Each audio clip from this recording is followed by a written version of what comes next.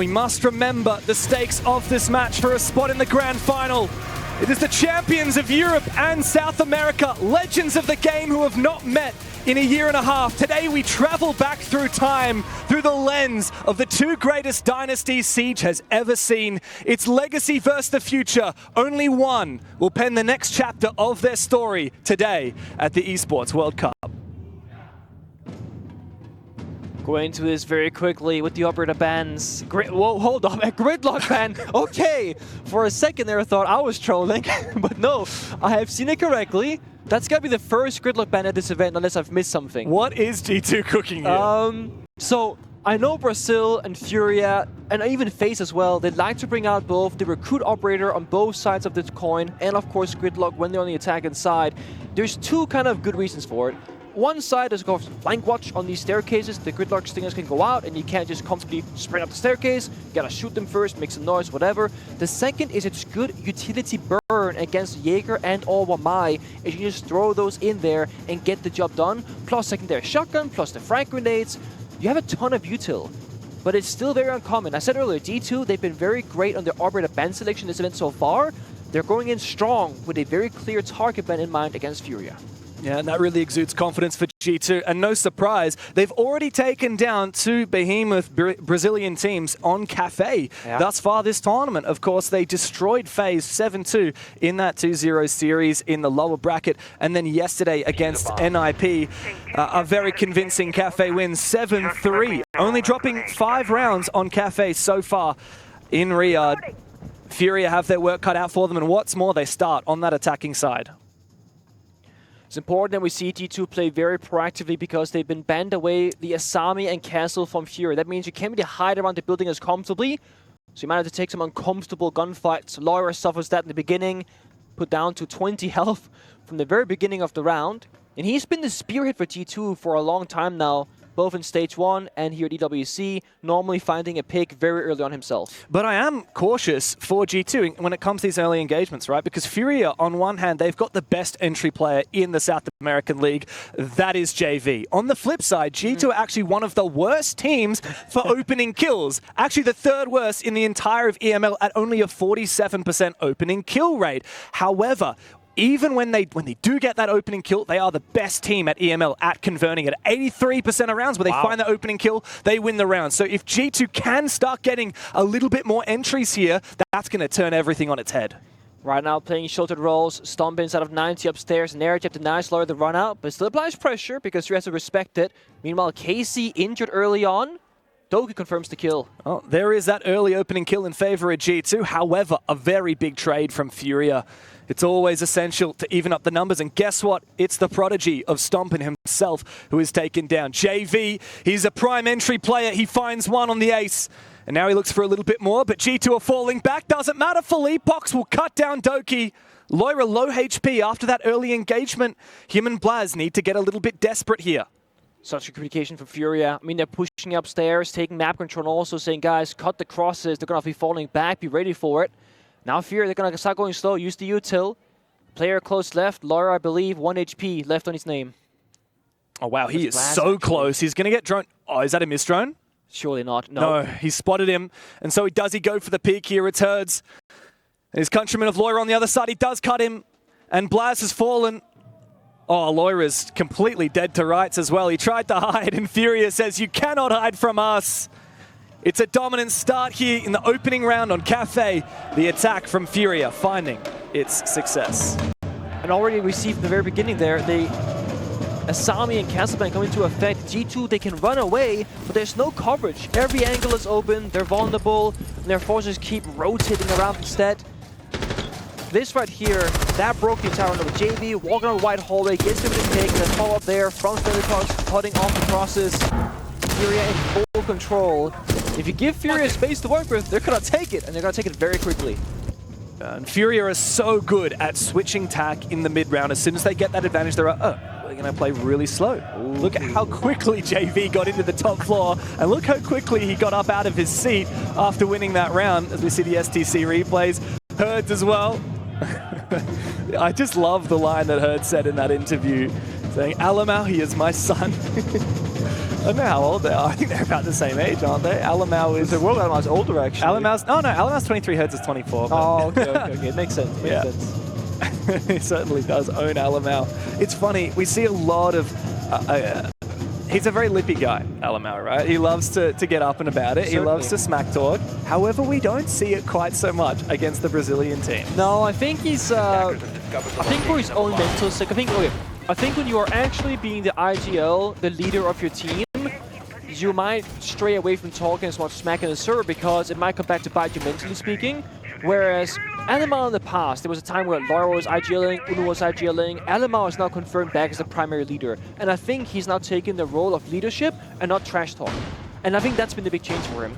But what I want to see from Alamau today is not to lose out mentally. That's if you're not doing stage interview and you're not going to call the right strats, what good are you, right? So I want to see Alamau, specifically on their attacking side, but just generally speaking, show us good leadership. And that was historically the criticism of Alamau. Everyone knows he's an insanely talented individual player. He's also got some really good calls for the team, right?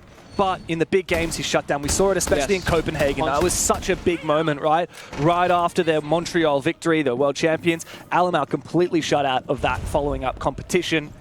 What do they call him in Brazil again? I'm trying to remember. Judas. He was one of the first Brazilian players to go overseas and, of course, join the big organization, the rockstar team of G2. It's crazy because if you recall back in Mexico, Team 1 against G2 on Chalet, I think Team 1 went down like 2-6 in round count. Alamau let go in his clutch like a 2v5 or a 2v4, and from there moment forward, they surmount the comeback. They beat G2, they send him home, then G2, they buy him out just a few weeks later, a few days later. It's been G2 since. That was when he put himself on the map with his first championship. Now Philippox looks to put himself on the map with the blitz. He goes in, he goes for the ADS, and he takes down Blaz. That's a very cheeky play with the sends to back it up from Nade. Those ROU projector walls cutting off lines of sight, giving the blitz a path forward. However, the rest of G2 seem to hold on to their positions. They might have given up a little bit of control in the site, but it doesn't matter as they still have these crossfires available. Stompin here on the red stairs has a deep angle looking all the way, cutting that side in two. Got a smoke from Blitz and Stomp from Sophia to help FURIA push forward. Right now they got to analyze where are the three defenders playing from, what angles are safe. Oh, there's the blitz, and the smoke goes out again. Nade finds his opening, but that's a nice shot from Stompin. A big opening from the blitz, though, very risky from Philippox. Alamau cannot afford to turn his head away. And so we see ourselves in a 1v2 for the young prodigy. Low HP, but a C4 available, and he's going up against that blitz. In close range, Philippox will have the advantage. And it doesn't seem like Stompin has any clue where these last two players are. Has to now try and guess the angles. Has to see if he can wiggle with if he wants to. This blitz though, right around the corner. Oh, he's dead. He doesn't see him. Philippox, a massive 3K on the blitz. He is firing up. And what did he say to Alamau in the pre-show? He called him out and then he shut him down.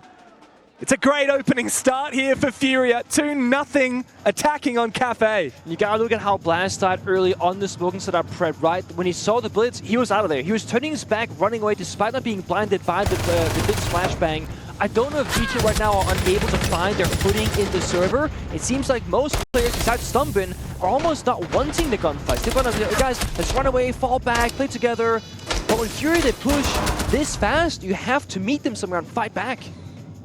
The way that Philippox is using that blitz, he's not afraid to fight. He's so aggressive with it. He's aiming down sights and he hasn't lost a gunfight. Not even in all of those engagements did he actually successfully blind the opponent. He was just ballsy and happy to take it, seething with confidence. No hesitation, and I think that's what I saw from Blast. They're saying, oh, do I stay, do I run? I guess I'm gonna run. That split second of, hey, what am I gonna do here? It's gonna just be the difference maker in some of these situations. I think FURIA's game plan going into this is very quickly, we own Alamau, we're going to take control of the map. That means we're going to go fast, we're going to be confident, we're going to be decisive, and whatever happens, happens. We spoke on it earlier briefly. G2 has taken down both FaZe and NIP here in Cafe. That's 2 out of 2. But now FURIA can look at those matches and go, how did they win those maps? How did they conquer the other Brazilians? Because we're not like those, we're a different kind of Brazilian team. And FURIA also, they themselves have played a European team on Cafe. It was just yesterday. It was against Virtus.pro. That was actually a pretty tight affair. Almost went overtime. It was a 7-5.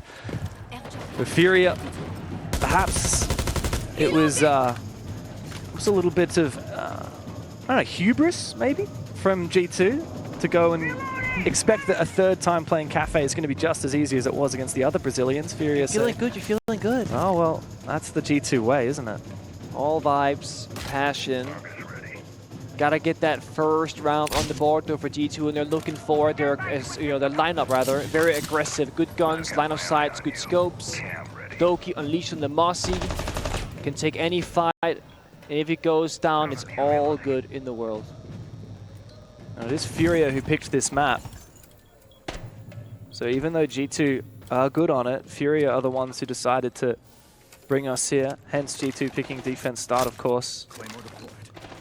The double Claymore is cheeky. That is so, Look at so very cheeky. the pace though, right? We're seeing Syrup being brought out, the Twitch, half the round burnt. No one's even seen the enemy players yet. Another run out, an air jab was there previously. Will be there again, but where? Oh, he okay. found it somehow. Well, it seemingly doesn't matter because there's been a lot of action going down on the site, and G2 are worse for wear, a lot worse for wear, as Hertz has also found his. Doki failed to get back to site. He was spotted as he went for that run out. And now we need the two Brazilians from G2 to step up against the might of FURIA, who have, of course, slowed it down. This is what they do. When they have that numbers advantage, they say, guys, we got a whole minute. We don't have to rush this.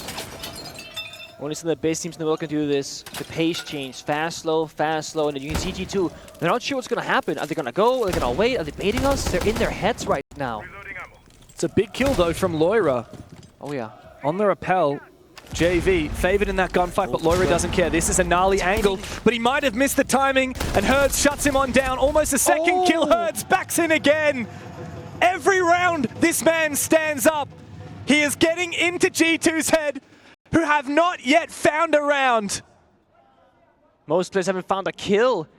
Supporters of G2, they recognize this. I believe they called a tactical timeout after operator ban phase. It's time for G2 to figure out their struggles. And again, they can't hide behind utility. Yasami gone, the castle gone, Mira open, not played.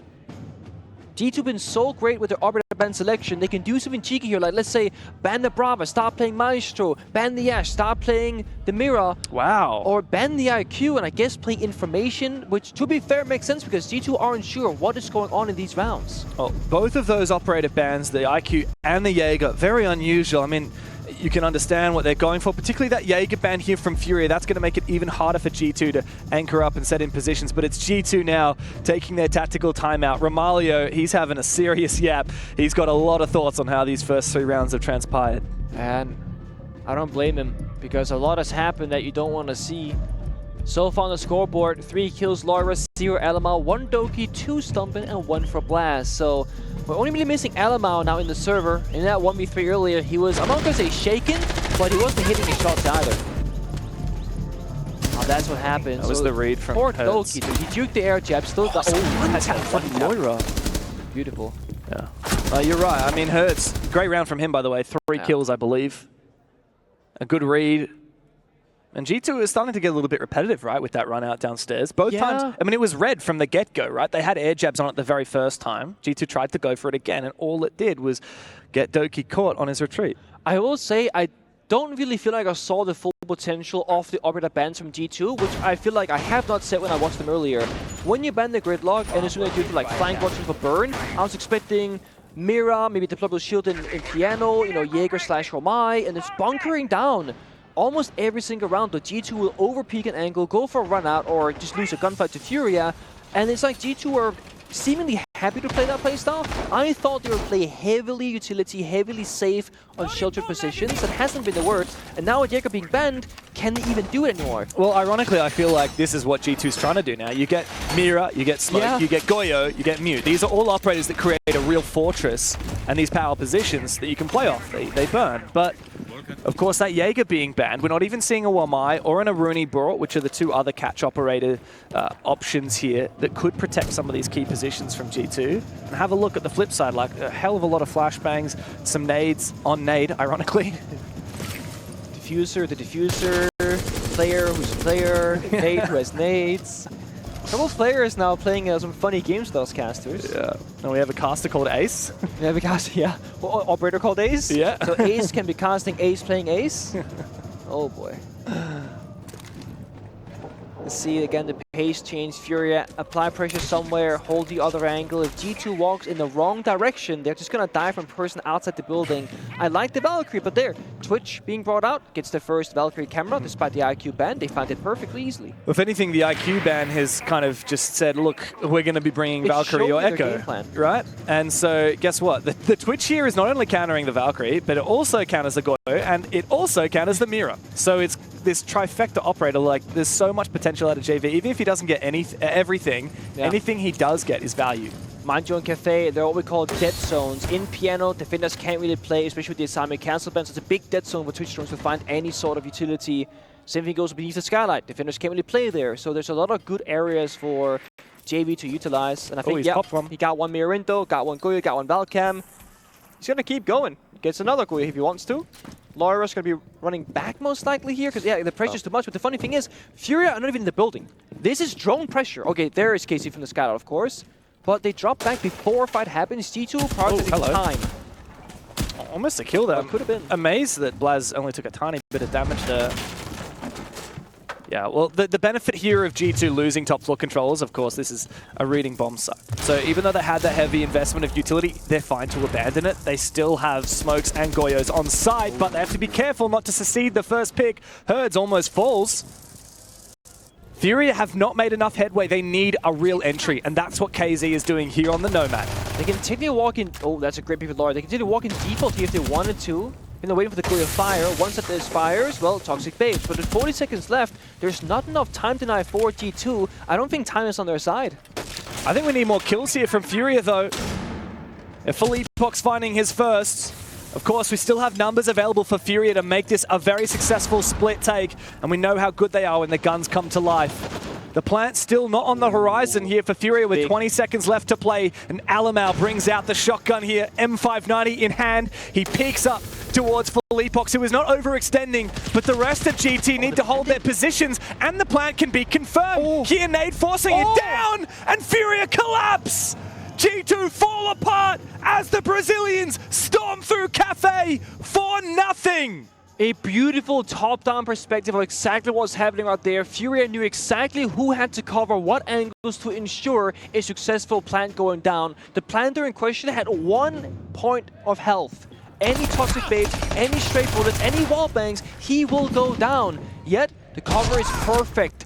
Alamau, you saw on that white staircase, shotgun in hand. He was gonna go for that final toxic bait, but right before he goes for it, action happens on the server, he looks away, and then it caught off a white staircase.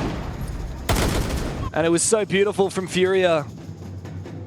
Oh, they are so energized today. They are hungry for another grand final.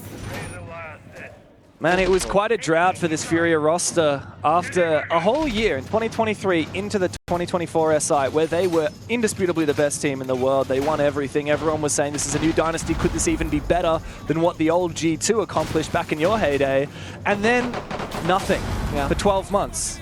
Nothing at all, making it to the grand final of SIF Boston, but losing to FaZe. And then finally, as Siege X dawns, they win the opening tournament in their home country of Rio, the Reload kickoff event. They won that, and they're hungry for more here at EWC. The only thing that they themselves have never won. A spawn peek from Lair, though. JV going down, like you said, no respect and no quarter given by G2. Really big praise there to Lair to go for that play. I mean, if he dies, that's, could be statistically the round going, out for G2, but they keep the aggression up. Lair with a second as well. This guy has been the best player in G2. Someone's been phenomenal, don't get me wrong, but I think Lair and EML has just single-handedly won so many rounds, even games for this team. Finally showing up to that perfect form. It took, 4 rounds of losing to get there, but those 2 kills, this should ensure G2 like a 95% win rate as long as they don't throw. We've seen a lot of throws this tournament from many teams, and unfortunately FURIA was one of them in that W7M game. Man, how many times do we see Palu get a 1v2 or 1v3? Too many. Yeah, FURIA are looking like quite a different story since then, but G2 on the flip side, I don't think they're going to let this one slide. I think they will lock this in, and I think it will be pretty confident. Just gotta have the discipline, have the crossfires, don't get overzealous. Mr. Alamau on the bar. Said he's 1 swing. Let's keep it at that. FURIA, what impressed me so much in that previous round is like their ability to just make something out of nothing. And that they have done. perfect timing. The frag onto Lair and the kill. And then the fire coming out as well to force Alamau back. Funnily enough, Nade's sledgehammer on his back that he earned in Sao Paulo, actually revealing himself a little bit. His position spotted as that peeked over the top of the bar. But still, it doesn't net a kill for Alamau. The Grim Bees go out. FURIA know that there's a player here in Closet. How are they going to clear him out? Stompin' hasn't really come to life yet in this game, but FURIA, they found another pick. They've gone fishing, and it's an open season on Doki. Now an avenue into sight available with so much time left on the board, and FURIA have brought the numbers back even. No diffuser though, it's upstairs, gotta pick that up. Stompin' stuck inside that closet down by bottom red, so it's kind of a 2v2 effectively in the server. Alamau though brings them back in their favor, then dash shortly after. Now in a 2v2 with Stompin' still stuck in closet and no diffuser for FURIA. How do they get that diffuser back? How do they cross over to Brown Stairs? I mean, in theory, this is very doable, but of course, Felipox is going to have to cross Stompin's line of sight, who has just held his ground inside of the closet. It doesn't look like FURIA are going for that diffuser, and Nade has fallen. Stompin spotted. Felipox needs to isolate these kills. He spots Stompin again. Damage dealt, but no kill as of yet. And G2 split up. These two players individually holding onto their positions, and the American clutches the round for G2. They're first on the board. Stompin playing that perfectly. Disciplined, patient, understanding. My role right now is simply to not die. If I swing the door and I die in that 3-on-3, we lose that centerpiece off the entire bottom floor. And when his time was needed, he shows up, establishes the crossfire, and gets that final kill. It looks scary for a second. Great push there from Alamau. Not being scared to make that play. Goes for a second. We've seen the kill feed. Doesn't find it though. But again, FURIA, despite losing two people earlier to a spawn peek from Lair, it still comes down to almost a 1v1. It's kind of ridiculous. Actually. Yeah, I mean, that mid to late round there looked a little bit sketchy for both teams, if I'm honest, Pengu. Of course, G2 let it slip, let it get back to that 3v3, but then even from the 3v3, how is Alamau allowed to retake VIP like that killer player who's droning? How is a FURIA player just walking and dropping into the freezer and dying without clearing his angles, looking the other direction? So a little bit of, I don't know if I want to say nerves on both sides in those dire moments. I think FURIA playing, you know, just like go for broke, just do whatever. Whereas G2 are the ones a little bit nervous, maybe. Yeah, but they're also a little bit cheeky, aren't they? Yeah, and I think G2, they have to be a bit cheeky. They gotta be a little bit disrespectful. They gotta be a little bit silly sometimes. Worked for Lair last round. Exactly, and I think it is their biggest strength. And I think, if anything, we haven't seen enough of it. They've been, I don't know, kind of controlled by FURIA a bit in some of these rounds. But then again, it's Cafe on attack FURIA with a Sami Castle ban. I feel like a really good attacking team should be able to do what FURIA is doing consistently. And if G2 want to, you know, do the exact same thing on their attacking side, I could see them find similar success. And G2 are the best attacking team in Europe with a 60% attack win rate. That's good. So they're confident going into the second half, but let's not end it at a 1-5 for them. Oh, here's a big spawn pick opportunity. Lair really wants to contest it with the pistol. KZ is favored in this engagement. He's going to have to get out of dodge, though, with that impact going out. Lair was just scaring him off. But now, G2 know that there is a Ying on the board. Good information in terms of operators. We know there's a Dokkaebi as well. There's the call, so G2 will know they're going to play for some sort of mini execute. When the cannons go, they're going to be flying in the windows. Oh, they do. So do the smokes and the fire. In he goes, but Felipox catches him. Felipox with a big double kill. Doki might be able to even the numbers up for G2, and Felipox, while he tries, cannot go hunting for it. Diffuser needs to be reclaimed here, but look at this aggressive play from JV. He is traded back by Doki again. And we settle into a 2 versus 2 with FURIA needing to regroup, needing to get that diffuser back, but with plenty of time to do it. It's not about planting, it's about kills. JV pushed forward, said, guys, I'm going to keep up the pace right now. Help me if you can. If not, I'm going to go in solo. That he did. Half the round to go. FURIA now in a plan B situation, and the thing is, when you're 2v2, you cannot go for a plant because one guy's planting, one guy's covering. You're effectively 1 versus 2 in that position. They know they have to go hunting. They're gonna find one player from G2, either Blaz or Doki. Then they can go for a plant. Or the FURIA classic of just go kill, kill, kill. Was good info on one of those players, but Blaz catches KZ, who was baited into trying to take down Doki. And now Felipox, he's got to get it all done. A 3K is all he finds in the round, and he is taken down. G2 find their second as the first half sunsets. FURIA are still in the lead. I think 2-4 half is great here. I mean, I kind of expected a 3-3, and it could have, should have, would have been, but it wasn't. 2-4 is great on both sides here. Comes down to how good can G2 really be in the attack. Are they really the best attacking team in Europe? Or will they falter? Because this is Cathay. It can get a little bit tricky. Asami ban first from G2. Could be a castle, could be a mirror, could be anything else. But the goal here often on Cathay for pro teams, it will be to make it unfun to be on defense. Be those long lines of sights from the rappels on the top floor, just destroying you. And there it is. Asami plus castle doing the same as FURIA. The FURIA themselves to take away the Monty, the #1 kind of leadership operator for LMAO to be the best captain he can possibly be. Then the Grim for information and execute denial. So as we move into the second half, obviously most people will look at Cathay and think that's a defensive side, right? Like FURIA have ex-Rebel change. Yeah, well, sure, there's a couple reasons, but even the stats from this tournament do show it. I mean, FURIA were defensive-sided when they played against Virtus.pro. G2 were as well when they played against NIP. But the one game where G2's attacks really shone on Cathay was actually against FaZe Clan. They won 4 out of their 6 attacks and then won their first 3 defenses seamlessly. That was how they achieved the 7-2. But of course, 4-2, that's the best they did. That was when they were smashing FaZe. They're going to have to do that here against FURIA, and even then, that just pushes overtime. That's true, that's just overtime. Might just mean it's going to be a crazy game. FURIA's first round here, a little bit different than the norm. Echo being brought out, movable information. I like this because they issued Valkyrie on a very proactive setup, which again, when you don't have the castle and the Asami, you gotta be running around a lot more because there's no comfort space on the map really, is the Yoka drones are movable. You can check for a run out, for aggression, to retake an area, and I just walk around blindly in the building. FURIA also extending around, they're playing piano, they're playing bottom garage. They have reinforcements downstairs in reading library, below the bomb site. So they're playing all the way across the entire building. They're going to put up their feelers. Where is G2 attacking? That we can counter. Whereas G2 said, we're going to play in these corners, and these corners, and that's it. FURIA come to us. Oh. LMAO finds the first pick. I don't know how JV exposed himself, but that's the Warden taken down. I think LMAO tossed a flash through the window and baited out a peek from JV, who of course was immune to the flashbangs. Echo spotted. I believe that ADSs were also spotted. What is that?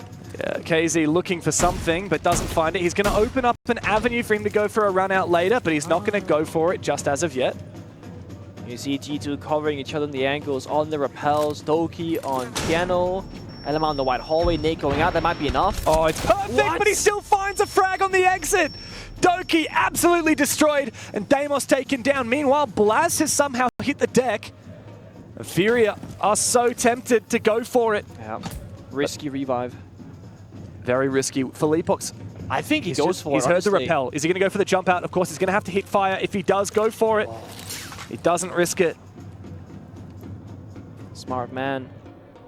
Jump back, get a double, run this one. If you lose, if you die, however, without getting that kill, then you and your team, they will lose instead. It does mean G2 burns time. Gotta hit the reset button right now, get back into their proper positions. Blast low on HP, but they do have a spare Camps of Fire in pocket still. Flashbang swell on the Nomad of Stompin. So plenty of util for G2 to go for any sort of execute. A lot of options here for G2, and they've got the numbers as well. Yeah. 1 minute to work with. As they drone up, only 2 of those drones left. Getting ready. Stompin approaching Cigar. Blast a new balcony, rappel. Lair on stage level piano. We're gonna try and get pixel control most likely here. If they get full piano control, then they can get those long lines of sight in their favor. 40 seconds to go. I want to see Blast get involved here on the Capital.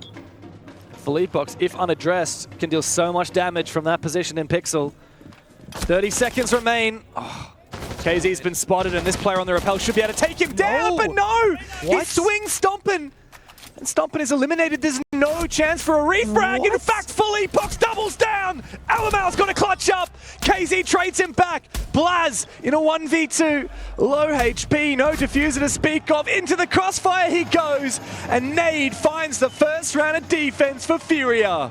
It's such a shame of a way that G2 lose that round, because if they were a little bit cheeky and just a little bit more disrespectful, they could hit the go button 5-10 seconds earlier, but they wanted to be perfect. And because of that, I think that's where the mistiming happened. They were waiting for that final player, Lair, to go on the correct window rappel before they're getting aggressive inside of Cigar. And that's where they found the timing here for KC. I'm gonna swing up. Then they had the red ping from the Yoka drone as well. Perfect information. FURIA, they just find the perfect second to swing together. and they all commit to it. No one sits back watching them. They're all getting active, pushing W on their keyboard and going forward into G2's attack. And this is how you kick off a semi-final. 5-2 in the lead for FURIA after what was an exceptional attacking half. G2 might have salvaged their dignity, but they need to match that energy from FURIA on their own attacks. And right now, yes, a good start, finding a few kills, punishing some aggression, a nice little nade and fire push out to try and clear that pixel position, but it's not enough for G2 if you fumble the 4v3s. They only have one more round of bandwidth here, otherwise it's FURIA map point. I don't think FURIA is going to allow G2 to execute. We're not going to see a 5v5 plant going down. We're not going to see FURIA sit back and watch them or hear them plant down that diffuser. I feel like their entire game plan right now on defense is to disrupt G2's plan A.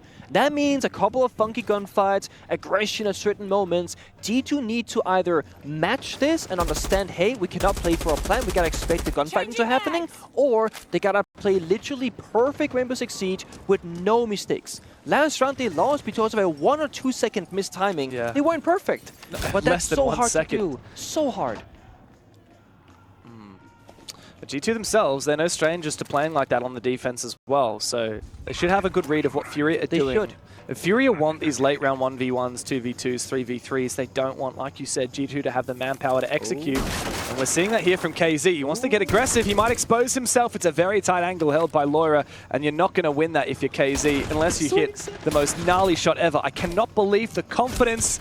He sprints straight into it, and Lair catches him out. He was hoping that he would march on backwards and Herds would be able to find the angle here from the fireplace window, but not so. That's the early aggression. G2 ready for it, waiting and watching. What's going on? LML shield, Philipbox falls. Hurts the sole player upstairs. Wall bang by Lost Pistol as well. That is ego from Alamal. He calls him a bot.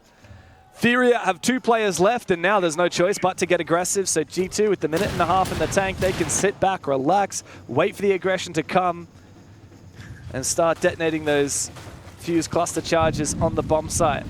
So much time to work with here. You really can't go wrong here for G2. This is the classic G2 kitchen attack. Ignore VIP, drop down the shield element, and go for a plan attempt. Except this time, they got 3 picks. No one's in VIP from FURIA, which gives G2 every single thing they could possibly want in this round to be victorious. They just need the final piece of information. Where is JV and Nate? Because they're in these funky positions. Nate finally gets droned. With a vert, he runs away, gets shot down. 1v5 JV 92.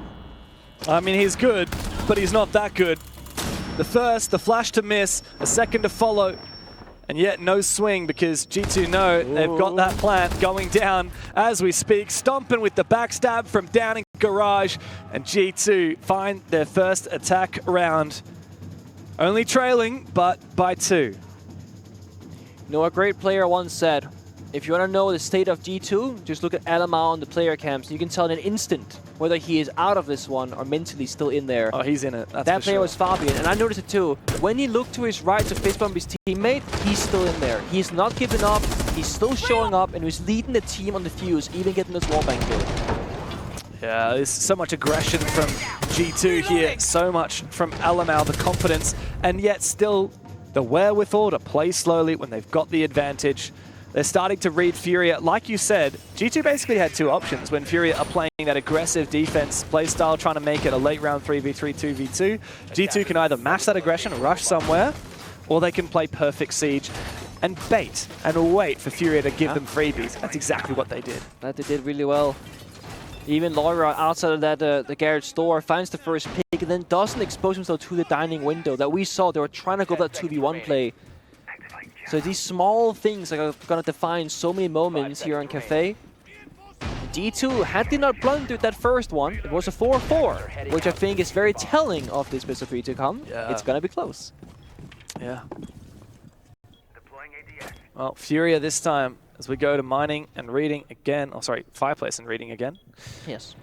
They're going to bring a hell of a lot of hunker-down utility, right? We got Mute, we got Malusi, Smoke, Jaeger. It's just everything you could possibly want to lock down places on the side. Yeah, JB is looking for a run out with the impact grenades downstairs. I love that. He's still got barbed wire in pocket, by the way.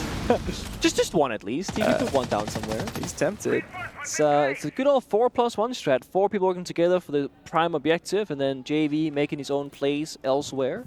He's got his YOLO license. Yeah. I think it's good because I do think that if you want to have the best possible round outcome for FURIA, you do need to apply some pressure to G2. Don't give them full map control because look at this. They'll take it fast. Up by stairs with Lair. It's a shotgun here. Very fast. There's no way Philippox loses this though. Lair might get the first bullet, but Philippox gets the last laugh and shuts him on down. No more Dokkaebi for this round, and FURIA are in control. Such a big kill for both teams. Whoever gets that one. Philippox, funny enough, was shooting the drone in the first shell, then Lair after, so he gets full value out of his magazine. Hertz falls on their, Hertz kills Blast rather, who was on their rappel. And we see again, they're playing Jaeger, who cares? Aggression, shut them down, they're gonna keep up the fire. This time Alamaldo gets the kill. Yeah, I think Hertz maybe overstayed his welcome a little bit on that windowsill, but it doesn't matter too much. FURIA are still in the driver's seat. How do G2 get back in this? Well, I can tell you what would be nice. Stompin, so much hype behind the guy. He's great. He's played all right this map, but he hasn't had the standout performance that we come to expect from him. The wow factor, but it's so hard to find no matter who you are against a team like FURIA because they don't give you anything for free. Nothing comes easy against this squad. But I want to see Doki's, Deimos trackers combined with Stompin's entry capabilities working together. Try and find some of these isolated players because look at KC. He has no respect below the skylight, walking around, no one's there, because G2 are attacking downstairs instead. And JV's just waiting for it. He's heard that barbed wire smashed, and he knows that his moment will arrive very shortly. The Deimos comes out, and it's Philippox who's getting tracked. It's the top fragger. He is white stairs, and he has no more gas remaining. As the Banshee dismantled, G2 figuring out the timing of this to move in together, but Doki falls! He's on the ground and now finished off, all up to Alamau in a 1v3, and he's caught in this cross. FURIA know exactly where he is. He's just baiting, waiting for a pick, but he's not going to be given an opportunity. He might find the first, but the reload forced. It will need to be an ace, and KZ says no. FURIA, they've put themselves on map point. They continue to fight G2 for every inch of Cafe. One more round to stop G2's reign of terror on Cafe against the Brazilian teams. One more round of aggression, of controlling the pace, of dictating what G2 can and cannot do inside the server. The very first opening pick between Philippox and Lair on the bottom right staircase defines so much in that round. If Smoke dies, no Toxic Babes, no stall. They can't deny planets easily. However, if Lair dies, you lose map control, and of course that global gadget of the Dokkaebi, which we didn't see any value of. That could have been so good. And of course, numbers advantage. You said it, G2 85% conversion rate when they get opening kill into a round victory. They need that 85% to happen. They need the opening pick to slow down, stabilize, and then keep pushing forward. We had an early tactical timeout from Romalio. So that's not available for G2 if my memory serves as well. G2 actually lost the defensive round following that tactical timeout as well. Yeah. While we did see, just briefly a moment ago, the coach camps, we saw Eagle and Romalio. Eagle is not taking his tactical timeout. He doesn't want to give G2 the chance to talk. Need it. And FURIA certainly don't need it, that's for sure. They've got 3 map points now ahead, and they're on that defensive side. Over the bench, G2 banned out the Valkyrie, of course, to just ensure their attacking line can be more flexible. Don't gotta worry about the IQ. Maybe don't gotta bring the Twitches often either. But then FURIA, they're like, okay, fine, we'll play the Echo. We'll play the Clash. We'll give you different problems to solve, and even the Kaid. What FURIA doing with this defensive lineup is they're giving G2 like 3 or 4 different problems that they need to worry about. Kaid Claws need EMPs and information to figure out where that claw is. Echo needs information like IQ to figure out where the yokais are. Clash needs fast, soft destruction to clear out the Clash shield. G2 are going to be stretched so thin on their attack, either they gotta be able to solve every single problem a little bit, or solve one problem fully. So again, it's on to Alamal, the captain of this roster, to figure out how can we get this job done the best. Oh, what is this? So risky. It's almost shot on the retreat by Alamal. I mean, Alamal should surely win this. There's no way Hertz gets this. Another sprint, another peek. Surely not again. Alamal's getting, meanwhile, find KZ. So FURIA are investing a lot in trying to take down Alamal. And there's that oh-so-rare opening pick for G2. Can we see that 87% conversion that we were talking about? Has to be. I mean, this is the final chance of G2. If they lose one more round on Cafe, that's it. Good read on the rappel, upside down. Nate comes out. It's going to force Hertz down the hatch instead. So G2 getting good progress upstairs. The only thing they're missing is a foot in the building. Stompin has dropped the red hatch. Going towards Cigar. but he's the only G2 player inside the building until just now when NMR drops as well. They know they have top 4 control. They can start doing that vert destruction. And if you're a G2 fan, you're happy. 1 minute, 40 seconds to go. No vertical C4 in sight for FURIA. The only real issue here is Echo combined with the Clash. They can retake the staircases. They can go for aggressive plays if they have the information.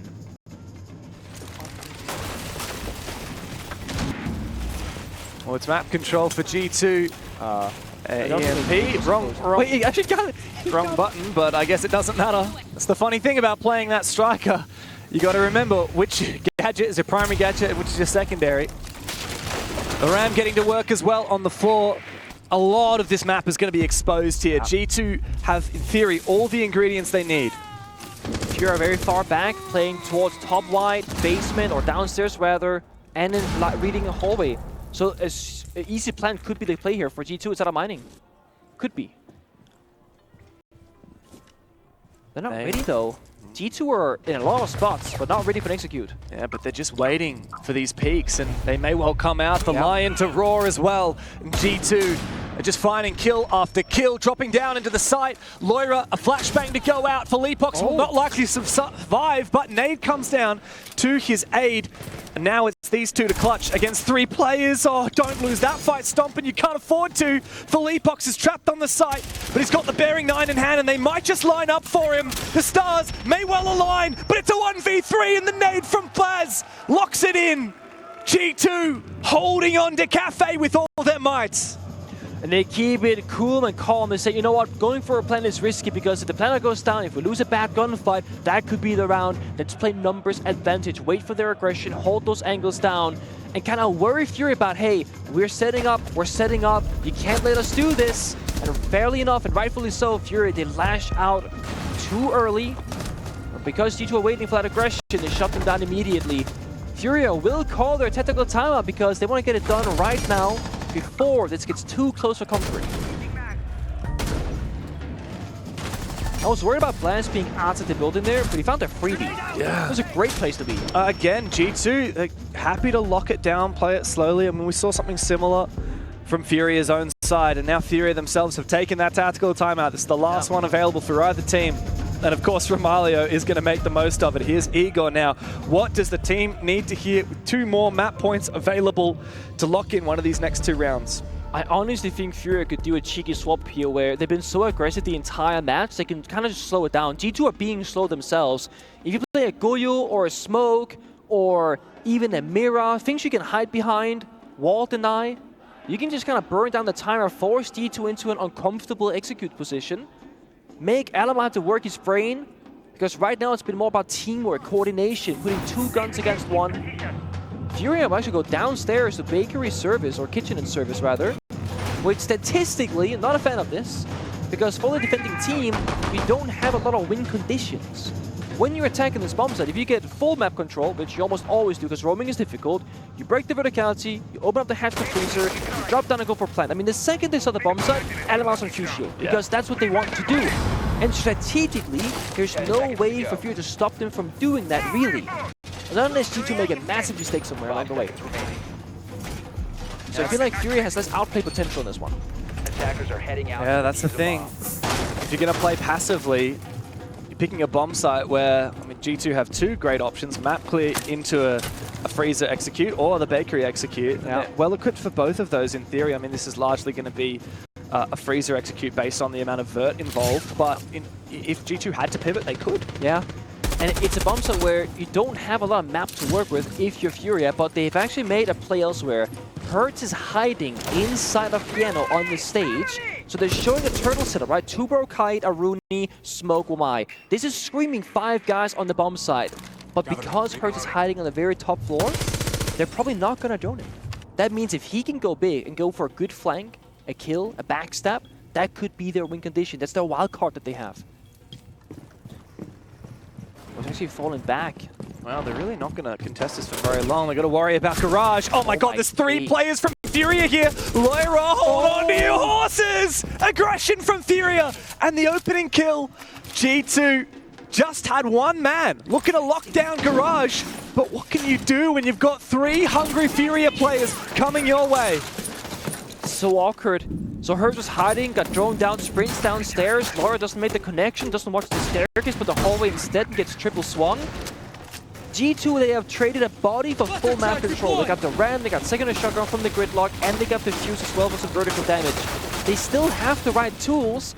They are playing without one of their star players in Laura. They gotta burn through time now. Kite Claw on the hatch, 2 girl cannons to follow up. They gotta get that hatch open as soon as possible. Again, time will become a problem for G2.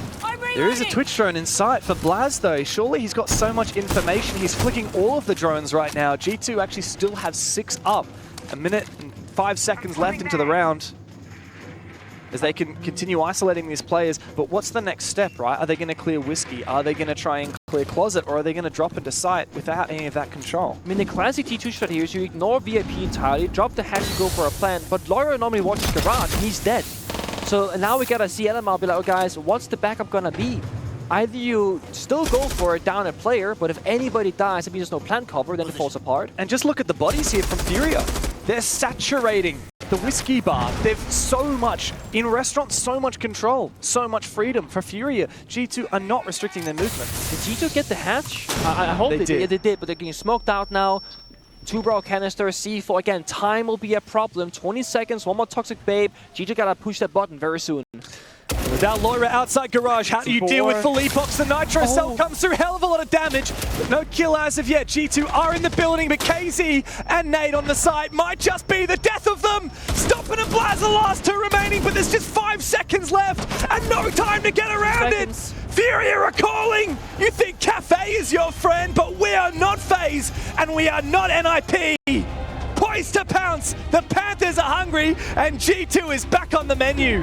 The streak on Cafe ends, and FURIA shows why they are so good in this server. They changed the pace from fast to slow, back to fast many more times, but in the very final round they show us, hey, let's just play nice and easy, make G2 work through their struggles, and time will win us the round. FURIA, they have depth to them. And maybe that's what G2's been missing in their opponents, because FaZe and NIP both fell flat last time they played each other. And FURIA came into this game swinging a 4-2 attack half on Cafe. This is not the FURIA that we saw 2 days ago, struggling against W7M, throwing 3v1s, throwing 2v1s. They're looking once again like championship material, like we saw them all of 2023 and in Sao Paulo 2024, like we saw them in Rio just 3 months ago. They're back and they are here to play. G2 on the verge of elimination, but they must fight back on the second map. We'll break it all down with the analysts.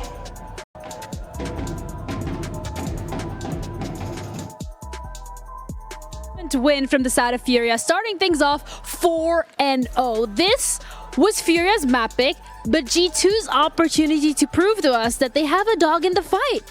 But the first part, it just didn't look like it. When you go onto Cafe and you get to start defense, you get the best leg up of any team on almost any map in the map pool. And when G2 lost 1 and then 2 and then 3 and then we hit that 4th, I said to myself, there's really not a lot of teams that will ever be able to come back from that deficit on your defensive side. And unfortunately, it was just too overwhelming for them. Starting off 4-0 in attack is crazy on Cafe. Oh, yeah. But again, it's a team that right now was sitting on 10 win streak, now 11 win streak on that map. Yes. Who's absolutely crazy on it. It's not a story of G2 not playing well, except maybe for that first round where they're most positioned. A little bit of a slip up. But then for the rest, G2 is playing well. But FURIA, they're playing like a world championship team. They're playing right now, and I'm not afraid to say it, like a team that would beat absolutely anyone on their path. It's beautiful to see. Not only the sheer gunplay, but the coordination between them, the abuse of the right strategies and the right meta operators, both in attack and in defense. Honestly, that FURIA looks unstoppable. Dare I say that watching their strategies and their set plays throughout that map, I think I could put them in a server, and if I said, I want you to run a bottom floor take and not speak to each other, I think they could still do that flawlessly. Everyone knew their part. All of the cogs in the machine were well oiled. And I tell you what, that is a well-practiced team, because I don't think there's many people that are going to be able to rip that apart. It's also a scary team to look at, because even when things are not necessarily going their way and the clock is ticking and you're down to those last very few seconds, they are still able to bring it back and close those rounds out. Yeah, absolutely. Let's take an example of 2 rounds. 2 rounds on Cafe where these guys were absolutely impressive. We start with round 2. They're on Bakery right now. And as you can see, they're facing an extension on the side of G2. You have a smoke preventing the shield shield, the blitz to run in, and at the same time, you're going to have a Legion that's also helping him. And we're going to see here how the Zofia is impacting it, the blitz rushing her and flashing and getting rid of the smoke instantly, covered by the Sense wall. Now that is some great usage of both Sense and the blitz at the same time.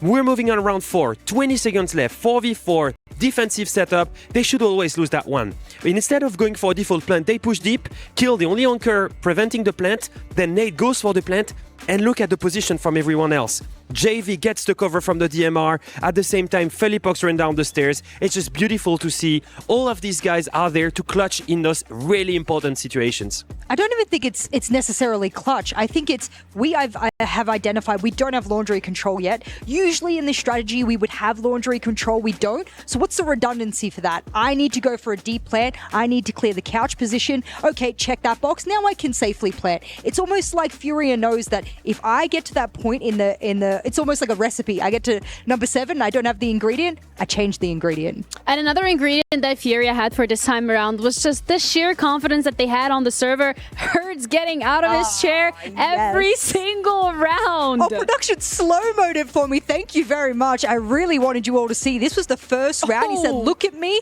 I'm watching you. What are you doing? And I think the fact that you can see each other from across the stage very visibly, ladies and gentlemen, you are rocked. If you look up and you see that, you're rocked. And that guy has been doing it every single round. The only thing the rounds that they win, though.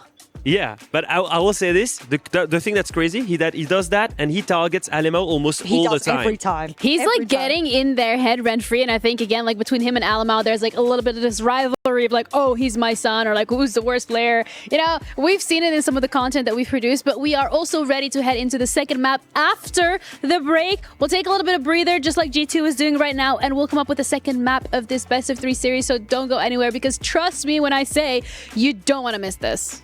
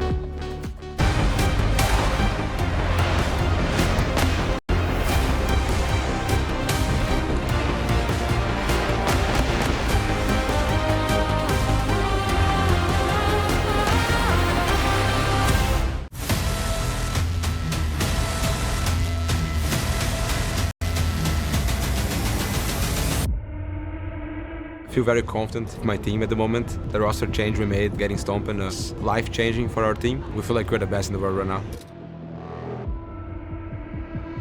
Wizard needs to find this last kill or stick the kit. He will go for the latter inside of Mask. Alamau to creep forward and find the kill. And gets it done for G2. The EML champions progress forward to the semi-finals and knock out the Ninjas in Pajamas. Well, careful opponents, the king is coming for you.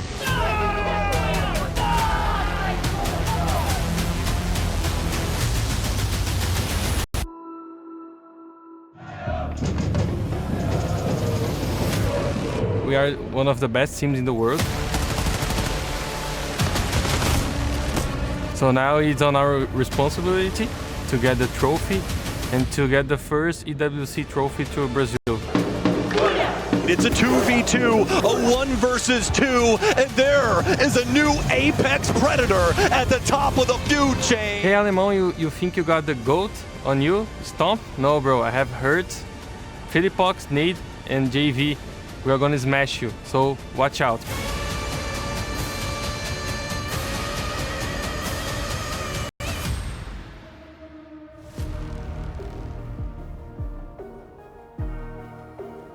Alemão said the king is coming for you, but FURIA are owning the server right now. It's 1-0, a comfortable win for the Brazilians on their map pick with their sights set on one thing. It is the Esports World Cup Rainbow 6X trophy.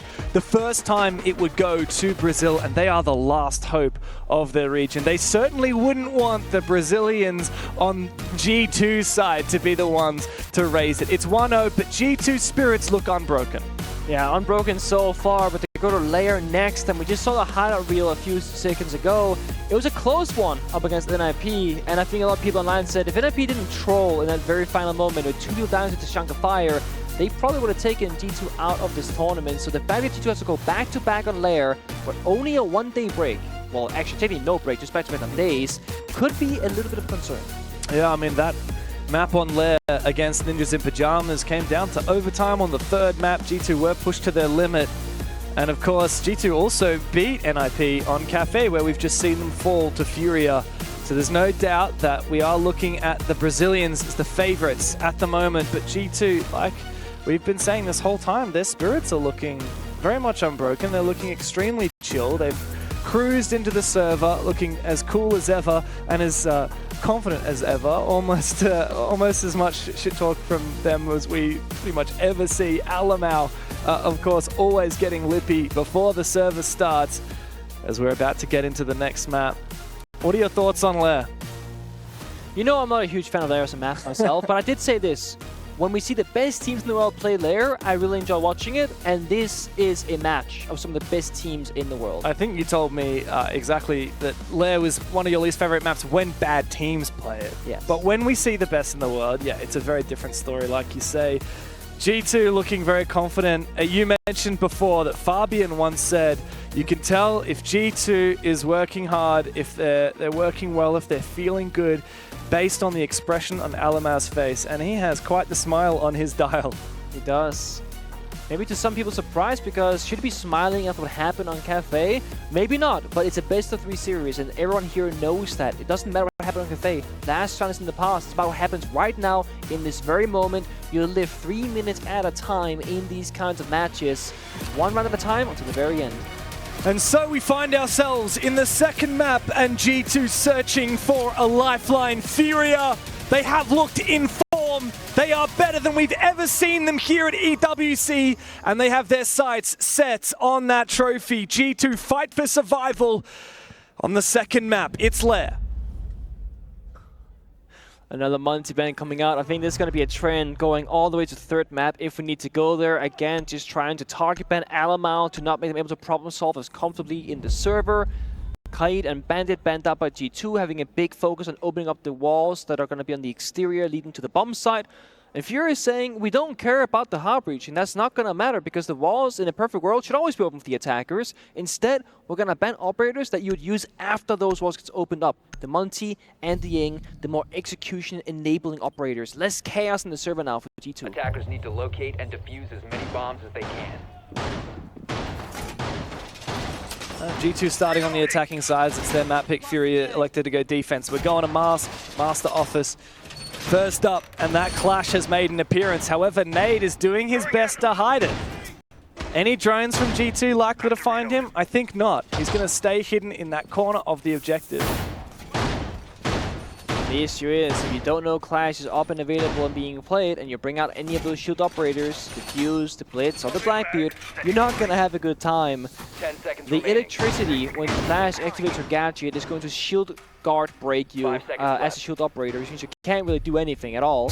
You get stuck in that animation. We saw it the other day in that match on Nighthaven. I can't remember which team it was, but it was a Blackbeard, and he was just there stuck. He literally couldn't do anything. Can't put his shield away, can't put his gun out, can't reload, can't knife.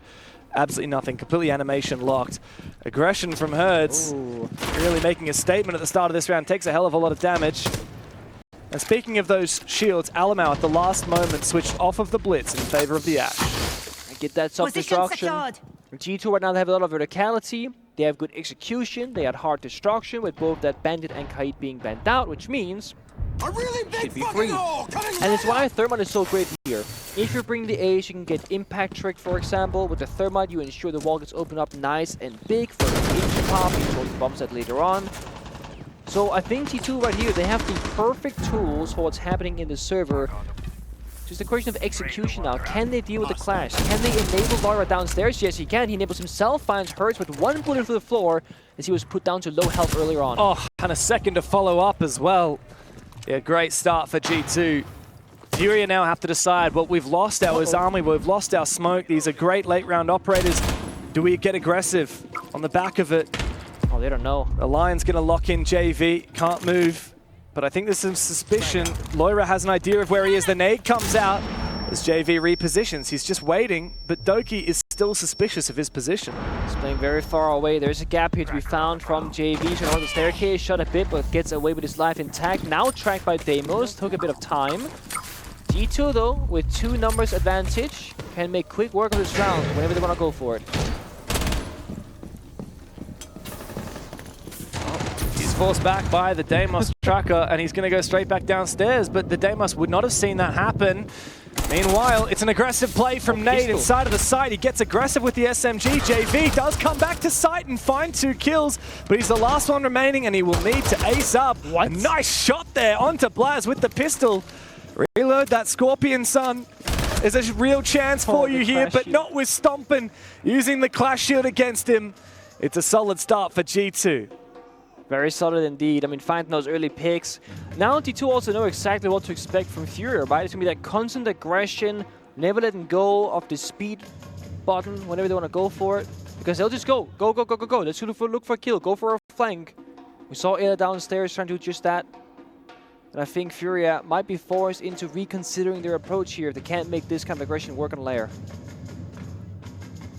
Well, they can always slow down that early round. Yeah, G2 really do look confident here. When it comes to those early picks, like we've said, G2 tend to struggle. They only won 47% of their opening engagements in the EML. But once they do, they win those rounds 83% of the time if they do get that opening pick. FURIA on the flip side, you know what was interesting to me when I was having a look at the FURIA stats from SAL? In pretty much every single metric, FURIA are not in the top. It's all phase. It's all W7M, even sometimes NIP. The only stat that FURIA are actually excelling in is JV, specifically his opening kills. He has the most in the league. But as a team, they're not the best at attacking, they're not the best at defending, not the best at opening kills or getting plant down or anything like that. They've had a slow stage, to be fair. They have. I mean, even this tournament, losing 3-7 to OXG in the opening day, they went lower bracket from the get-go. Yeah, and it goes to show, I mean, Brazil is such a competitive region. It's part of the reason why we see so much success from teams like FURIA, because look, they play these events and then they go home and they play such profound competition. They really do. Like, the issue with APAC is you have one or two great teams usually in every sub-region. You go back home, you play like 6 or 7 other bad teams. Quote-unquote bad teams, right? Yeah, it's much harder to get really solid practice. And that's why the rich get richer in the scrim scene, especially in Brazil. And FURIA, well, they are quite wealthy at the moment, but there's a nifty prize pool at the end of EWC if they can get through G2 and through that grand final. An early call from Dokkaebi of Loira, instantly answered by most players of the FURIA squad. I think this matter of, okay, let's call them now, ensure top floor is clear. If no one hears anybody, we just rush on in. That's the first 60 seconds spent, G2 taking one floor. Of course, you gotta go downstairs and take the first one as well. Alma is on the blitz with a drone first, check the corners, make sure there's no crossfire, then can proceed downstairs with the shield. There is a lot of map to take here for G2, and I think that they've done a pretty good job. But again, same for FURIA, they're just playing safely. And FURIA are happy to take a kill if it'll come their way, but they're not going to overstay their welcome. Gotta get Elamau activated now, onto Philipox. Ideally a player downstairs on the window doesn't want to rotate. I mean, you should just get this kill on Philipox. If he runs back for free, it's gonna be a lot of time wasted. Spotted by the Deimos, out comes the smoke babe, out comes the blitz, the flash doesn't land, and look at the confidence here from Philipox, but here comes the fire from Tachanka. Nade to the rescue, and a smoke to back it up here as Philipox holds his ground. Doki will fall. It's been a massacre on the staircase, and Philipox is the culprit. He still holds on. Another gas, the last one remaining, shot out of the air. A flashbang available for Blaz, and it goes out. Philipox might indeed peek through it, and Blaz finally puts him to rest, but at what cost? Expensive one at that. No one broke the Casa barricade downstairs, not called the blitz to the gas. Hurts kneecaps somehow staying alive there. Wow. On back, 30 seconds. C4 and pocket of FURIA, pre-placed, primed and ready, and of course fire from Nate Tachanka can stall our plan forever, basically. Oh, out goes a flashbang, and so Nade doesn't have eyes. Lair jumps straight in on him. A big opening, but time is ticking, and G2 need to get around it right now. Stomping to force that plant down as the Rayora gate locks out KZ. He's just waiting for it to open. He's waiting for his moment, but G2, meanwhile, have stolen the show, and the side is theirs. The plant is down, and KZ and JV need to try and retake it. It's going to be a massive commitment now from JV to try and get the job done, but G2 have the site on lock. Massive from Blaz, massive from Lair, and of course, Stompin as well. The Rayora working to perfection, and JV showing that it doesn't matter. G2 can still get the job done. Probably the most convincing round for G2 so far, controlling the pace in the server. They recognize, guys, they got the plant dynamic of the mirror window. What do we have? A single flashbang from Lair gets tossed in on the rotate. They sprint on in, they take control. Stomping, quick follow-up, Rayora gate on the door, and plant gets activated. Beautiful, no hesitation, full confidence. G2, they don't look like Cafe affected the mental whatsoever. Which is pretty incredible. They went down 4-2 on their defensive side on Cafe and still came through big time on the second map. I'm surprised at how unfazed they looked on the cameras, how much Alamau's spirits did not wane. And FURIA are yet to find their way into Lair. And again, it's an attacker-sided map. I will say the mini play from FURIA last round, unlucky. He's saying, wait. He's going, nope, I'm busy. I gotta get this done. Gotta put my mirror window. In a hurry, man. Got a lot of work to be done. Any sort of fire has the same effect on shields as electricity. The guard break. Yeah, the guard break. So that's why Elamau was like wobbling around, because he got hit by a single tick of fire by Tachanka. That meant that Philipox was going for a melee swing, guard break him again, and then take him down. A great mini play, and honestly I thought that was going to be a lock on the round there for FURIA, but I was wrong, because guess what? Lair was still alive. And that's the kind of Lair performance that we see from him every single game, his entire stage so far, just always showing up out of nowhere. Yeah, Lair has really earned the name Demon. I'm glad he kept it. Yeah. It was gone for a little bit, then it came back. Feels appropriate. It's very appropriate. He is the one who knocks, often making the first move. What about this round? What's the play here from G2? I don't know. It looked good on two different bomb site attacks so far. Whether it's a direct bomb site with some early picks, or whether it's a late basement execute with some heroics from Lair. Now, this is quite a different bomb site. Often it turns out that the top floor is instrumental in holding on to that bomb site. Was that a successful Hibana trick? I didn't quite see. I don't think it was, but I also didn't quite see it myself. Now, I feel like with this lineup, G2 has to attack upstairs. There's no Sense Wall, Ying is banned, there's no Grim available. I mean, this screams roam clear and gunfighting to me, with Lenmar leading the charge in the Blitz. So far, they're waiting. Blaz has a really good spot here as he's in the building, but he's waiting for his teammates to get close first, and a 3-2-1 counter and a call to go. Here goes the flash, but the Warden is the one holding the angle. And so JV, he will be droned. Hertz finds one, JV. Meanwhile, spots Doki coming up behind him. He's done an excellent job of holding his position, even though his teammates haven't done the same. He spots two! Almost a third for JV. Blaz all alone and needs to clutch up from a 1v3 down to a 1 versus 2, but so much time to work with. The Frenchman has to do it all. Miscommunication. Lair did not clear the hallway, didn't know Warden was in the spot, despite the fact that Blaz knew himself and joining him out earlier. Might cost him, jumped up the hatch. And I don't think they'll know about it, but of course now there's an opportunity for Nade to retake upstairs, or Hertz, who's already up there. He needs to get this plant down as soon as possible, and he no longer has the sound coverage. However, Nade actually locked himself out of the site. Blaz looks to go for the kill instead, but now he's caught in 4K. He needs to go big, and he's worrying about Hertz up above. He's so exposed. He needs to bait out frags, needs to make it a 1v1, and so he swings on Nade. He does get the kill. Hertz up above on the mirror, but the problem is there's nowhere that's a safe haven for Blaz. Hertz needs to watch actively, but make sure not to lose his life. He spots the angle, and he takes down Blaz. A valiant effort, but not to be for Blaz. And Hertz finally puts FURIA on the map. Practically an unwinnable round because FURIA plays it strategically well. As long as they retake top floor control, but those long lines of sight opened by Blaz on the ramp himself, actually, no place is safe to try and get down that diffuser. And I mean, again, miscommunication, it's a rare one to see from G2 at this event, but if they're communicating clearly to Lair and Blaz, hey, Warden is playing close on my door, behind the deployable shield, and they take down that player first, well, 2 more players would have been alive for G2 in that round, and that would have been enough to get down that diffuser. So FURIA have got teeth. And we see the Blitz ban come through, as well as the mirror. We've seen quite a bit of mirror from FURIA. I wouldn't have necessarily picked it as the one breaking point that G2 would get rid of. No, they were playing Ashe a fair bit, especially now with Blitz being banned, and I was playing Ashe earlier regardless, so I feel like that's a bit of a unlucky situation. I guess it's like, well, what else would you get rid of? Yeah. You could have got rid of the Warden. Yeah, I'm thinking like, if you really wanted to like clash Warden.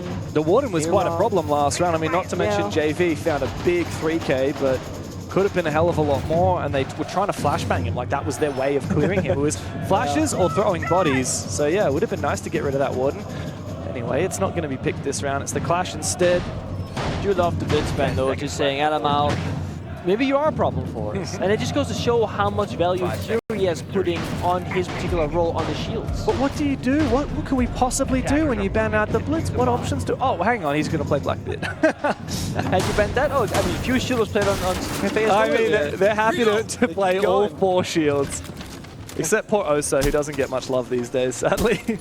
Yeah, in this case, Blitz gives you close quarter greatness with the flashbangs. Blackbeard gives you frag grenades instead to clear corners and pieces of utility. So I think G2 are happy with this.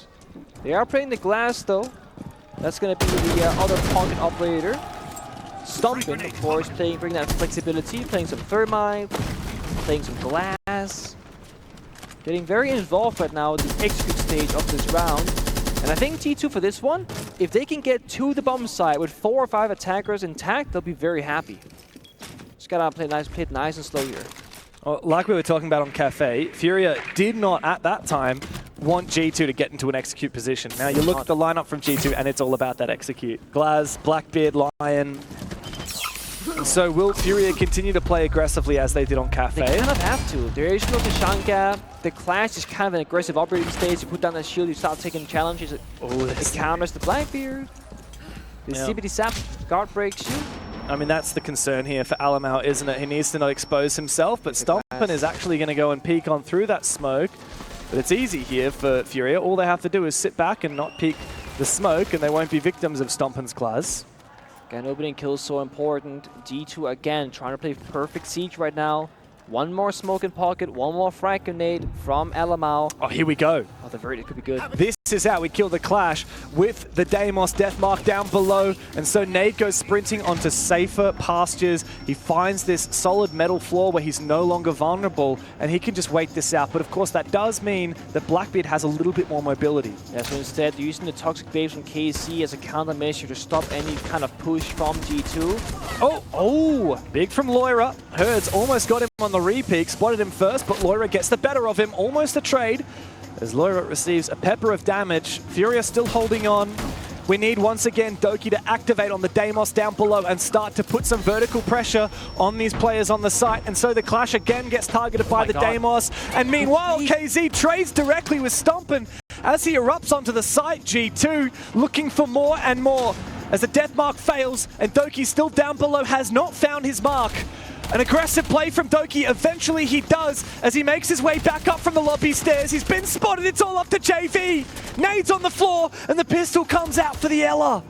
Alamau and Lair piece this together. As JV says, keep on crawling, I need you to come to me. He wants to get the revive, but no! He body blocked him, and Lair mops up the final 2 kills. G2, another attack round on the board. He was saying, help me, pick me up. Instead, he said, get the hell out of my way. He took him down with him. He couldn't get past him, couldn't get to the rotate, he dies. Doki finding that valuable kill on the Deimos, going for a backstab, getting good bits of information. And honestly, I think the saving moment there is the fact that Stompin got the initial trade with KC, just spamming that shotgun shell. If Stompin dies and KC lives, that changed the entire outcome of that round, as KC was watching the walk-in on the door and the breach. I was getting worried for G2. I was gonna say I would love to see Alamau rotate outside, go in that single window, because jumping in with any other non-shield operator is guaranteed death. And the Clash was still by that bomb site, but they made it work. Again, G2, they said, we trust in the execute. We just gotta get into the right position, and again, play as perfect siege in that round as possible, and they played it perfectly enough. FURIA, right now they seem to have one tempo, and it's to wait, go and strike back. And G2 have figured that out now. So G2 are going pretty fast in the early stage of the round. They get good, fast initial map control. Then they slow down a ton. Just waiting for FURIA to make a mistake somewhere. And in that round, KC over swinging, that was the mistake they needed. Yeah, and the Glass did end up unlocking the round because in the absence of that clash, it was distracted by the Deimos. Yeah. It was just KZ on the smoke. Like you said, he overswung, and while he did take the Glass down with him, that's worth it for G2. KC kind of had to do it. That's the thing. So like overswung might be the wrong word of the wrong use of a word for me, but it's one of those where if KC somehow doesn't die and they don't get to use the full value of the smoke for G2, they don't have a second attempt at it. So Stompin had one go, KC had one go, and they trade on it. And now Lair has picked up the Nook and is looking for a lurk. It could be Lurky Lair here. He's waiting, and he's always intense. Just around the corner from that player. I think no support. JV might have heard him. Out goes the impact grenade. It's a duel. And JV left worse for wear. Lair, a nade goes out, and he baits him to perfection. Another kill coming out for Doki as KZ, well, he's been put down. He has been suppressed in this map. Only a single kill, and he's died every single round. G2 have a 2-player advantage. They further that now with the Lion scan, and immediately the Dokebee's call, suppressing any opportunity for FURIA to fight back. FURIA have one shot here, keep up the aggression. If they fall back towards the bomb side, they have nothing they can do strategically. They know they have to go for kills or stall down G2 on time by staying on the roaming game. And G2 might slow down a little bit because they're like, oh, they're going to watch the bomb set instead, actually. They found a gap. Yeah, but I think Nade has a feeling that he knows about it. Doki, though, is going to force down that plan. Is there going to be a line of sight? I don't think so. The fire might take him down, but Blaz mops up the final 2. And G2, oh, they've barely broken a sweat. They're up 4-1. And it seems to be a reversal of Cafe here on Lair. They have such a good read right now. This is more like G2 we saw yesterday, the day before that, where they are the ones in control. They got good adaptations, and they're playing the right operators every single round. Big praise to Lair. He was in a really tight spot, getting impact grenade on that wall, had to problem solve it. And look, no drone, no teammate, no Dokkaebi phone call. It was just Lair on his lonesome and Stompin. Great movement, gets that pick as well. I mean, they won every single gunfight. They did. Gnarly entries. Locked. Yeah, you can see absolute perfection from G2. Everything according to plan and everybody firing. Now FURIA, what have you got to cook in this tactical timeout? It's time for Igor to step in. Very curious what happens. Should we go the third map if it stays like this on Lair? Because if you're FURIA, it's a tough one. You're in full control on Cafe. Your play style is working perfectly. You go on Lair. You try and do a similar thing. It's not working even remotely. Despite double down on the shield bands targeting Alamau, he goes Blackbeard, he finds a way. He goes Ash, he finds another way. It seems like G2 are not as prone to target bans as FURIA might have thought. Right now, they might slow it down to Shanka being brought out again. I like this a lot from FURIA. Again, Having plant denial, slowing down G2, recognizing they're a bit slow on the server. But it will come down to gunfights, I think, regardless of the operators, because it has been a very, very bloody 2 maps. Yeah, and neither team wants to play for like a passive execute. They want to overwhelm the opponents, and they want to get numbers, or they want to fight it out in a 2v2. And while I see that Tachanka on this bomb site, and I think about the NIP G2 match from yesterday, with that last round clutch from Alamau on the smoke after the Tachanka fire makes it possible for him. I think that's exactly what Doki is referencing, in fact, when he sees that Pox has brought out the Tachanka. He says, hang on, guys, this is exactly what we did yesterday against NIP. It's funny because there are 3 bomb sites where Tachanka gets play in the professional level. One is right here on Lair, one is like bank or basement, another one is top floor CEO on Chalet. It's one of those where you can sit back far away and just kind of chalk in those fire canisters, what do you call them, Shumia launcher grenades. Shumika. And just get a good bit of value. You play Tachanka, you go for a rip down the door, run out, it works. Not going to criticize it. Blaz has had a good game too. He's usually not the top fragger here for G2. It's usually Loira or Stompin that we're singing the prayers of, but Blaz taken down early. That's a big kill for FURIA. Already on the back foot. Let's see if they can get back into this and dance it out. 5-1 would be a dream for G2. They're chasing him. They want that 4v4 instead. Asprey, he's stuck on this door. He has to fight it out. This is so well played, but there are 2 players there, and Stompin comes in to support on the thermite. It's risky business to be taking a fight like that, but that's the confidence of this young gunner. No hesitation. Track him, hunt him down. 3 people working together. Now back to a 4-4 with still 2 minutes to go. If they had spent like 40, 60 seconds chasing birds downstairs, that is so worth for him.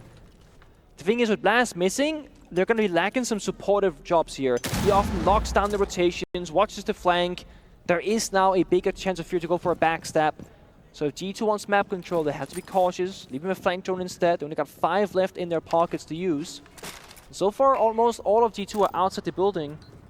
Still looking for the push for now. And by using a lot of that time, not only getting a player spawn peak, but chasing a player downstairs, it means that they're lacking on drones. So drone work in this late round, like where are you going to push? Are you going to go for an R6 room execute? You're going to have to clear out Pox's position, or are you going to go ops into sight? Or up the staircase. I mean, Doki just lives in this hallway apparently. I didn't even know, but yeah, apparently completely left open. Interesting. So FURIA actually playing very passive for Plant Denial for the first time this entire game so far. Well, there's 60 seconds to go. On the back of their tactical timeout, perhaps that is where they change tack and they look for a very passive plant denial focused hold. Out goes the fire again as Ella gets targeted by Loira on that Deimos. The death mark comes out and he goes hunting. It's going to be a duel here around bathroom and around these narrow hallways. The Scorpion is such a demon here in the hands of JV. Nade has also found Stompin, but Loira's nade finds him. KZ comes to life as well, but Alamau puts him down. A 2v2 as G2 inch closer to the bomb site. FURIA are isolated. And are they able to play plant denial? Still so much utility available for Felipox, but Alamau is forcing down that plant, and the smoke cover means that G2 will be successful. And now, in the post plant, it's up to Nade and Pox to bring this back and take matters into their own hands. Out goes the fire, but Alamau swings it with the pistol, no less. Nade now in a 1v2 to stave off a devastating first half here on Lair for FURIA.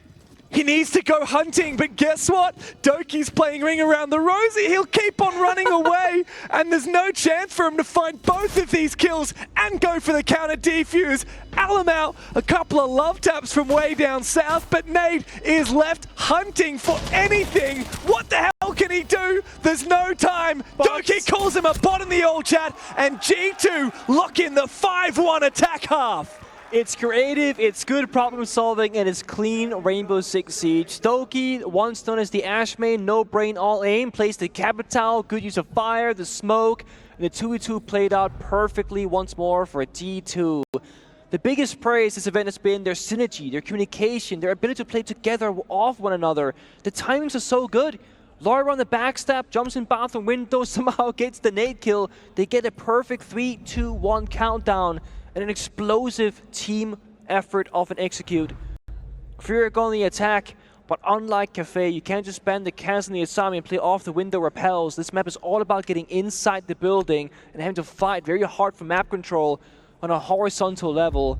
And G2, no doubt about it, they're going to fight for map control and stick their guns because they are feeling hot. That they are. Now we've had the operator veto come through. It's given a chance for both teams to talk to their coaches, and I'm sure that FURIA are very glad of that. They've used their tactical timeout already, and despite that have gone down 5-1 on their defensive half. And here's a replay of the kills that we saw from Alamau in particular with that pistol, a 1-360 trick shot. That is just classic G2 through and through. You see the exact same thing from G2 here as we saw before. The Tashanka coming out for plant denial. Alamau on his iconic Ella. One of the... Actually, Lair and Alamau both playing Ella very often compared to most people before the Shadow buff, with the recoil getting a bit better. Alamau specifically on Oregon Basement back when I was in the Pro League map pool, playing Ella Shotgun, being a complete menace on any of those staircases. So G2 had a very different look, playing a lot of utility. I love the mute here as well. Stompin's Pro League debut, of course, with G2 on Lair. He was playing mute in the hallway of server, like he is right now. Also, when I first saw him, I was like, you know what, maybe this kid is actually good, because he plays disciplined, he plays patient, doesn't overswing. I thought personally, without knowing much about Stompin, it'd be like a all-aim, no-brain Ash main. I'm like, we don't need more of those. No, we really don't. And I don't think he is. He's not. He's playing... He plays good gunfights, doesn't take high risks, playing those 50-50s at worst, or 70-30s for himself, plays good positioning, good timing, plays flex, plays support, plays util operators. It's very early days, but I mean, a lot of people are talking about Stompin and saying, like, this is a once-in-a-generation talent in esports.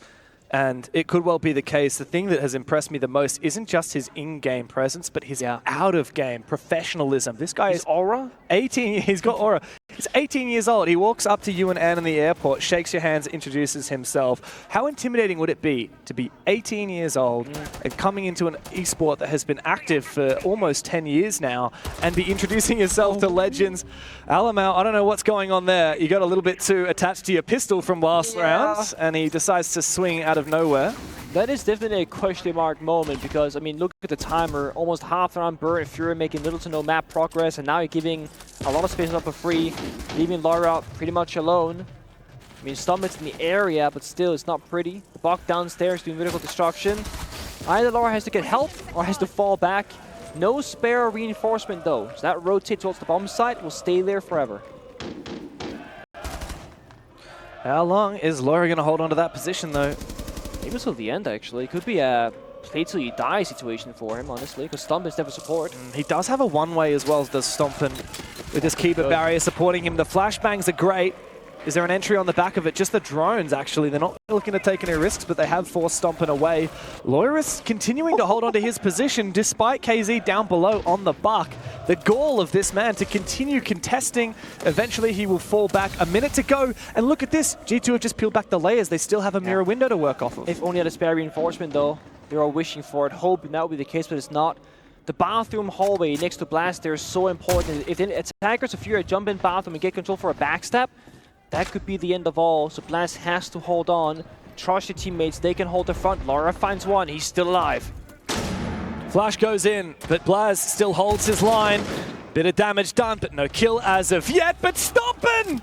I don't know how he snuck back onto this balcony, but he takes control of the mezzanine, he finds two. Looking for another one, JV finally settles him. Lair goes hunting, hold on for a second, G2. Don't wet your whistle too early. That was very aggressive.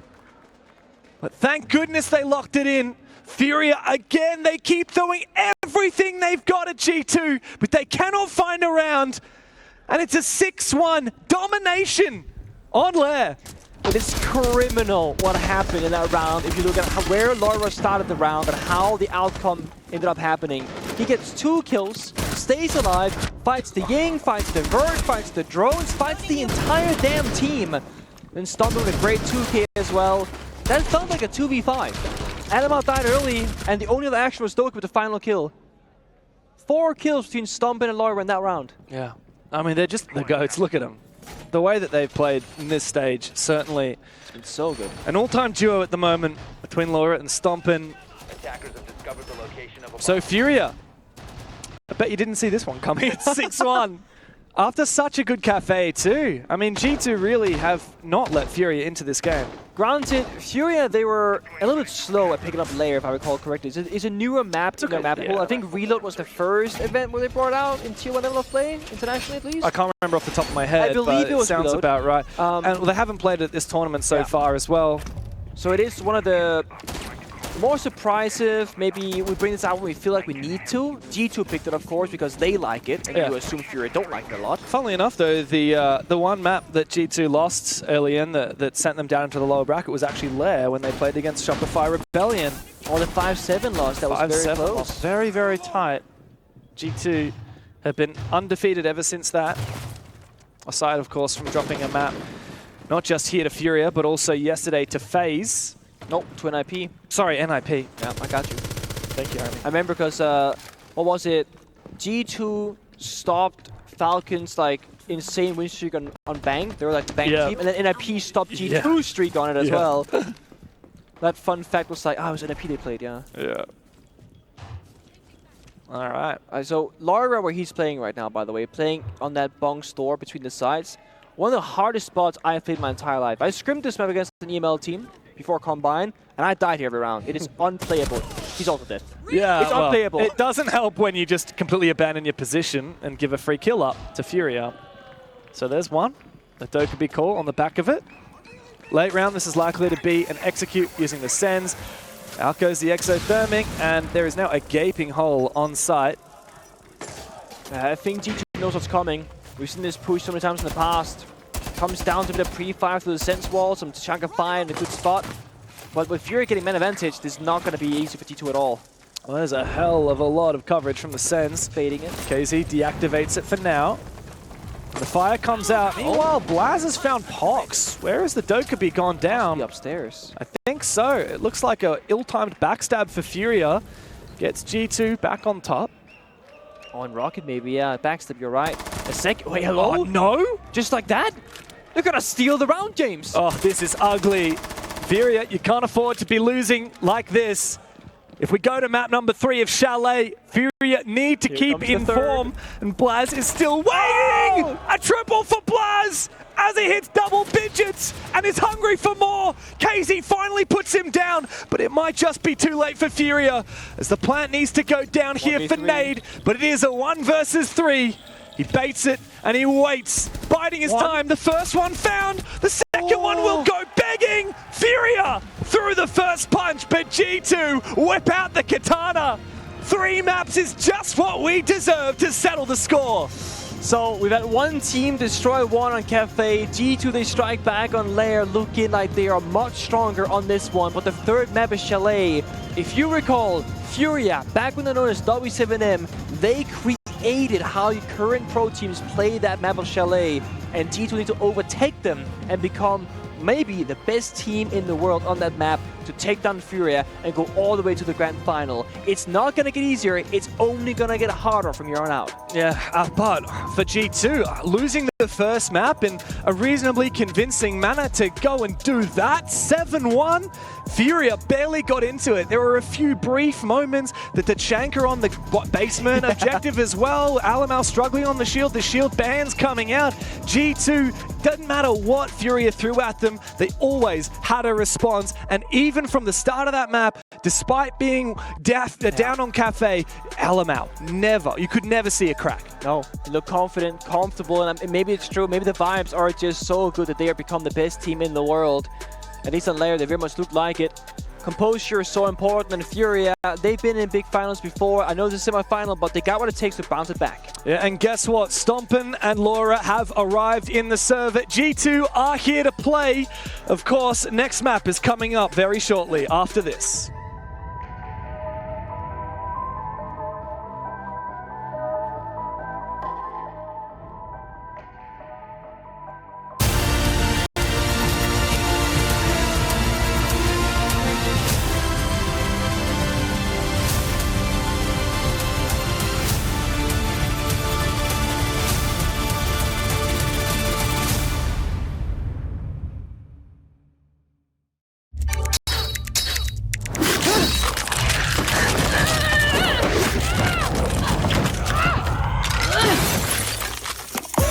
Reach your impossible. Lenovo Legion.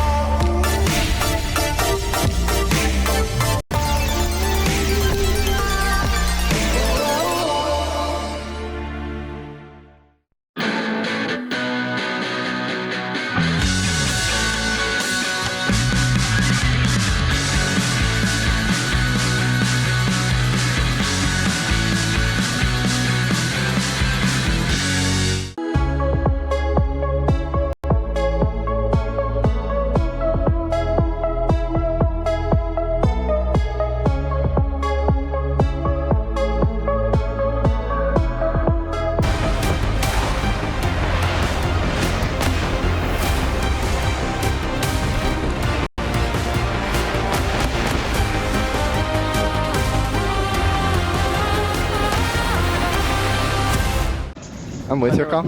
I have a fire. Still. Oh, what's left? Still. One job, middle, main, flank him in, top main. That main. Last guy main. Yeah, bomb, Carl. Yeah, you can plant. Last has you. Server on, guys. Can you call if you go server? No. Yes, I can. I can call. But it's late, okay then. Nice! Let's go, bro. Let's go, Lair! Yeah, guys, let's go. Holy shit. I said, bro, we're gonna flash and go electric, bro. You see, I hit part of the guy. Let's fucking go, guys. Huge round. Let's go, Lair. Indeed, an absolute game from this man on the server today. G2, you know, game 1 looked a little shaky. Game 2, it's their mapping. They brought it back. As they should, as I was hoping they should. This is the semi-finals, ladies and gentlemen. I want to see a good match. I was very worried after Cafe. Leo looked over at me and he's like, I'm not sure how Jess is feeling, but it turns out map picks are map picks for a reason. Exactly. I think we saw both teams play on their best map each time, and the same level for FURIA and Cafe that G2 was playing at on Lair right now. Let's discuss win conditions specifically, starting off with G2, because you highlighted Lair earlier today, and this man came out to play. Yeah, I'm glad he did, because he's had a field day here at EWC, and I think that this is the LAN environment that he loves. He seems to be very calm in and out of the server, and he's come into today and he's kept consistency. And a lot of players will have up and down games, but Lair has shown that it doesn't matter who he's going up against, he is able to bring the flame, and I think that's what G2 needed. And it also, I think, gave a little bit of confidence to the others who maybe weren't having the best of games, so I liked that about him too.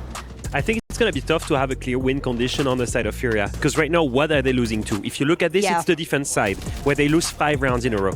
Now, the biggest problem that I see, they went for turtle setups, gave too much space, and lost. They went for extended setups, got completely destroyed on the run, and lost. How do you adapt when you're Philipox? It's really hard, because everything you're throwing at them, they're solving. So one thing that I'd like to see, because they're going to go and play on Cafe, at some point they will be in defense, ban the crowd on Chalet, sorry, at some point. They're going to need to ban the crowd control appearance. Ban the Deimos, ban the Blitz, at some point ban the Dokaibi, try those extended setups, and at this point, it just comes down to momentum and fragging power, and they've got the best player for it.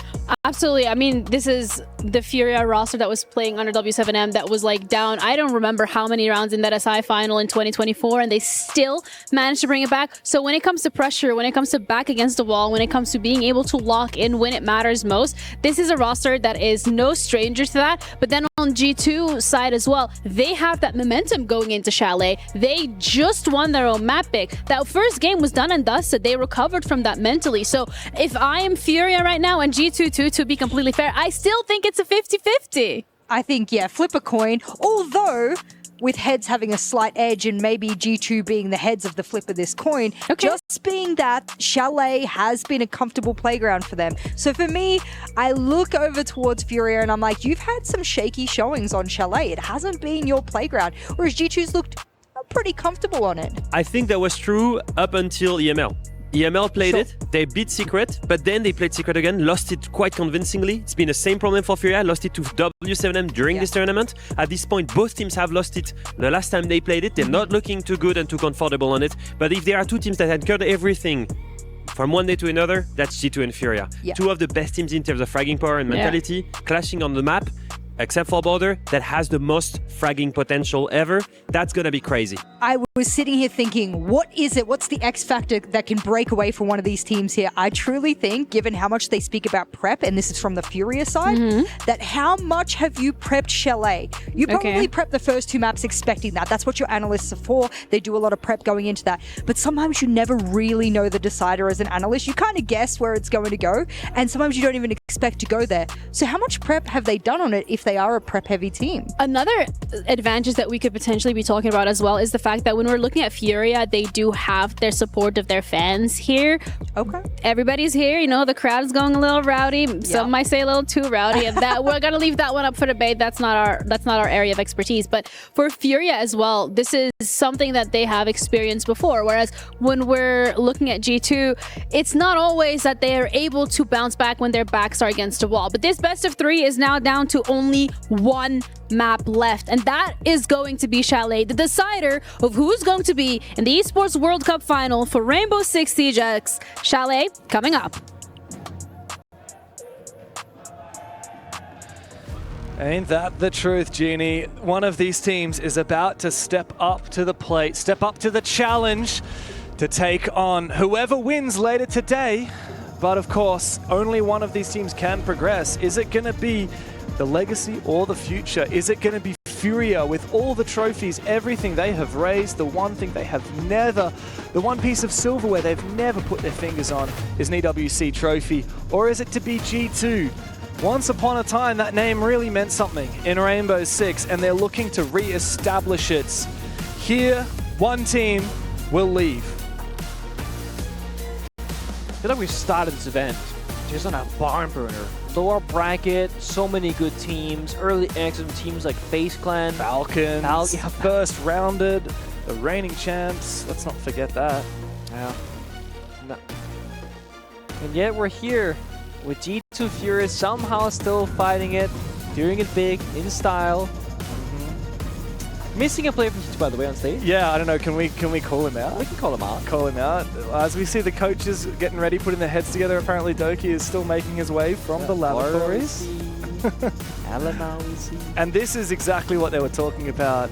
And the analysts, FURIA, of course, their fan base, they are so passionate. We first heard the drums in Sao Paulo a year and a half ago, and they have certainly made their appearance here in Saudi Arabia. A very long way to travel all the way from Brazil. They have gone global. They've made it here to Riyadh, and they are making some noise. We're about to get into this. It's the third map. And of course, like we've said, the grand final appearance. It feels like this match perhaps should be the grand final, but we have to say goodbye to one of these teams today. You can see Adam out, not wasting any seconds. There's a lot of specifics right now. Pushing the positioning. In the in-game chat, you guys can't see it watching the stream, but Anima was actually predicting what FURIA was going to ban. But a ban phase as well, so they are ready. G2 are putting their heads together. FURIA are beginning to set their sights on what could be the latest trophy in their cabinet. It's two great dynasties going head-to-head, and the final map comes down to Chalet. Let's see, so Alamau, he was asking for a Maverick ban incoming. So let's see if they're gonna entertain that thought. Grim goes first, second goes the Ying, which has been a stable ban now for FURIA across this best of 3, which, I mean, I know G2 they can play it, but now you're leaving a lot of other things open, right? They've been target banning Monty on the first 2 maps of Cafe and Lair. Now, Chalet isn't a massive shield/Monty map, but but it will be an opera that G2 can crouch down for the first time in the entire BO3. And if they struggle for whatever reason, we know LMR will bring it out. And FURIA hasn't seen that in this BO3 at all. And you said it was a very different map, but on Lair we did see a lot of that blitz play from Alamau. It was really Blackbeard good. as well. FURIA, of course, banned it. Yeah, and then he moved on to the Blackbeard. Not only do we have no shield bans coming out from FURIA, leaving all of the options open for G2, but we also have G2 getting rid of that clash, which is the primary shield counter.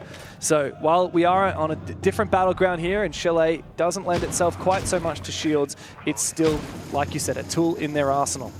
10 seconds. You got Dogaby. I mean, you got so many flex operators open, actually. It's kind of scary. 5 seconds left. So we've seen 2 dominant maps. FURIA took the first one. It looked like easy peasy. Then G2 says, we'll just 7-1 you, we don't care, on Lair. Now I'm curious on Chalet, because it's a very different kind of pace in both Lair and Cafe, rather. So Chalet is a whole different ball game. Oh yeah, I mean this is a very different map to play, especially as a defender, right? Like there are so many windows on this map that you could be exposed to. It's a very claustrophobic map. Kind of like a bigger border, really. Still very aggressive and very dangerous, and there's a lot of explosive potential for the attackers on this map. The big thing I'm noticing in the operator lineup from G2, though, is we've got both Deimos and Dogaby open. Loira actually finds the opening. Where was Felipox? This could be aggressive, though. Loira loiters a little bit too much up the blue stairs, and he's found by KZ, who immediately gets traded back again by Stompin. Yep. So it's just an incessant back and forth between these teams. G2 ending up in the advantage. It's TDM. It's like when FURIA were defending on Cafe. They're spread out so thin across the map, they can't help each other. What they are doing, they're locking out G2 from the entry points. Blaz was watching that angle He's for so long. stall. He's going to assume this is clear for sure. Oh no, Ball. JV, Oh my God. that is dirty. Such a quick know on the rushing. trot. Yeah, rush, and immediately the Dogaby call comes out. He's trying to cancel those tracks. They could plant here, though. They all 3 on site. It's aggression from G2, but they don't want to continue marching on forward. Alamau takes a hell of a lot of damage, but that C4 does not deny the plant. Doki overextends, overplays his hand, and FURIA in the post plant have a lot of options on how they want to play this. First, they got to get rid of Alamau here in Connector. Stompin from the main stairs. Oh, it's a trade. I believe they know about it. Stompin makes it that 1v1. Herds spots his position. Flashbang goes out. A second one available. But he's got information from Alamau. He also has the option of opening up Vert, but only with the rifle. Herds, how are you going to play this? You're the one who's got to make the move, but still a flashbang in the hands of Stompin. Herds is starting to get on that diffuser. He fakes it, and Stompin baits him out as well by sprinting away. And the timer has ticked away. It's perfection from the Prodigy. A big clutch in the first round. Big smiles. First international event, first Pro League stage, a 1v1 against FURIA to start off the 3rd map to go into our grand finals. And he acts like he's done it 100 times so before. Easy, but that's the thing, James. Stompin has played so many 1v1 tournaments. I generally think in these moments, that's what's shining for him. He's not nervous. He's played that exact moment probably 5 times in the past at least on that specific bomb site. And he plays it so smart as well. The way that he fakes it, he plays off audio, waits for the diffuser hit, sprints down, and then sprints away. Doesn't matter if he lost the fight, he won it on the mental game anyway. There was no time for Herds to get back on that diffuser, and yet he's going to get the kill. He's going to do it anyway. There's again a good read from Alamau. Strategically, he said, guys, they're roaming heavily. They're not going to be playing everywhere, so that means the side is probably going to be free. They rush it. 4 versus 3. Yes, one guy went down outside a trench door, but then 3 different attackers. They got down the blue staircase in towards side, get down that diffuser. So FURIA being red, they're being adapted versus. G2 can just keep doing that, read the situation, make the right call. At this point, we've seen everybody really get warmed up in the server. No one's missing their shots. No. The Stompin got a 3K to boot that round as well. Yep. When you give him that kind of momentum, oh yeah, if he keeps it, it's going to be a game. It took him a minute to warm up on Cafe. We said his name a few times. It was so hard. Yeah, what's going on here? G2 didn't look too great on that map. Saw some big moments from him on Lair. And here, kicking off Chalet, looking like the king. Oh, hello, Herds. Big shot. He takes down his son. Alamau's out of it. Now, there was a drone in the prep phase from Loira already in the objective. There's so much info for G2, and they capitalize on it. evening up the numbers. A big jump from Doki, straight into the bathroom. Off pace. It works. Stomp is in piano. Doki's inside a bathroom. I mean, they got most of this top 4 control. They're just going to wait for you to walk into the angles. FURIA are lacking on information in the site as well, and now they're lacking on players. Got him. It's a 2v4. Lair finally put down, but a big 180 from Doki. Herds is the last one remaining. They know just where he is, and they can lock him on down. Lock him in place with the Lion. As Doki forces the plant, there goes a nade. He peeks on the back of it, and Stompin confirms it with the DMR.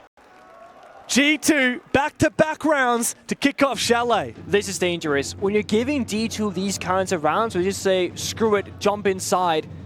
No frost trap, was there to cover the window. They weren't watching, they weren't ready for it. Doki turning up the aggression. I feel like Doki's been on support duties a lot in this series so far, playing the Capital. Look at that, straight on in, gets the job done. I guess he grenaded the frost trap early in the round because he had no nades left in the pocket. Oh, what was that from that's the catch. Okay. And then this turnaround as well. Notice the holo pick from Doki as well. I mean, there are a lot of line of sights on this map that are very long, but he's happy to play that holo because he knows he's going to get in and amongst the action. He wants to be able to go for those quick close-range engagements, go for those flicks. And while FURIA have their fan club on the stage watching and cheering and making noise, G2, they're making noise in the server. They're letting their gameplay do the talking. They're also getting a little bit lippy in the chat. Did you see what Doki said? We have a second monitor where we can see the chat. I didn't see what Doki said. He said, shake for me. Shake for me? I mean, Doki did say in the beginning, we'll do the talking in the server. I got no words for you, Philip Cox. He doesn't care about it. He's got plenty of words now. They gotta prove it first, and they've been doing that just now. FURIA said so many times before, not a team to tilt in the server, but how they're losing these rounds is tilting for any kind of player, especially in FURIA. They're the kings of that kind of playstyle where they steal the show. If you had blurred out the names of these two teams, I would have thought FURIA was attacking last round against G2, but no, G2 doing it to them. There's no doubt a lot of the inspiration for the modern G2 playstyle came from the success of FURIA in the W7M era, when they won everything in the year except EWC. Ooh. Hello.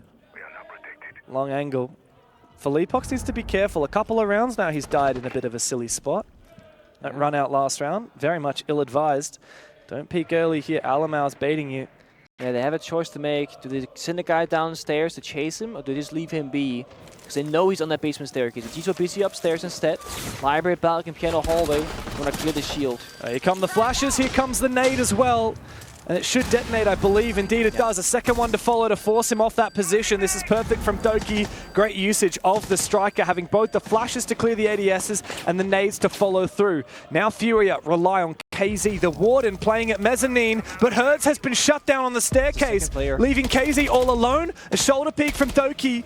Now he knows exactly where the position is, but coming up from down below, it's the Nook. Sneaky little Alamau finds his kill and finds a two-player advantage for G2. This is perfect. Has to beat the flank player as well. Oh, he gets shot down though. JV DMR in hand, finds an easy pick to Alamau. Slow it down, G2. You got the 4v3. Oh no. Nate through the vert as well. FURIA finding kills, seeing that out of nowhere. And G2, they might start shaking because this round was so winnable.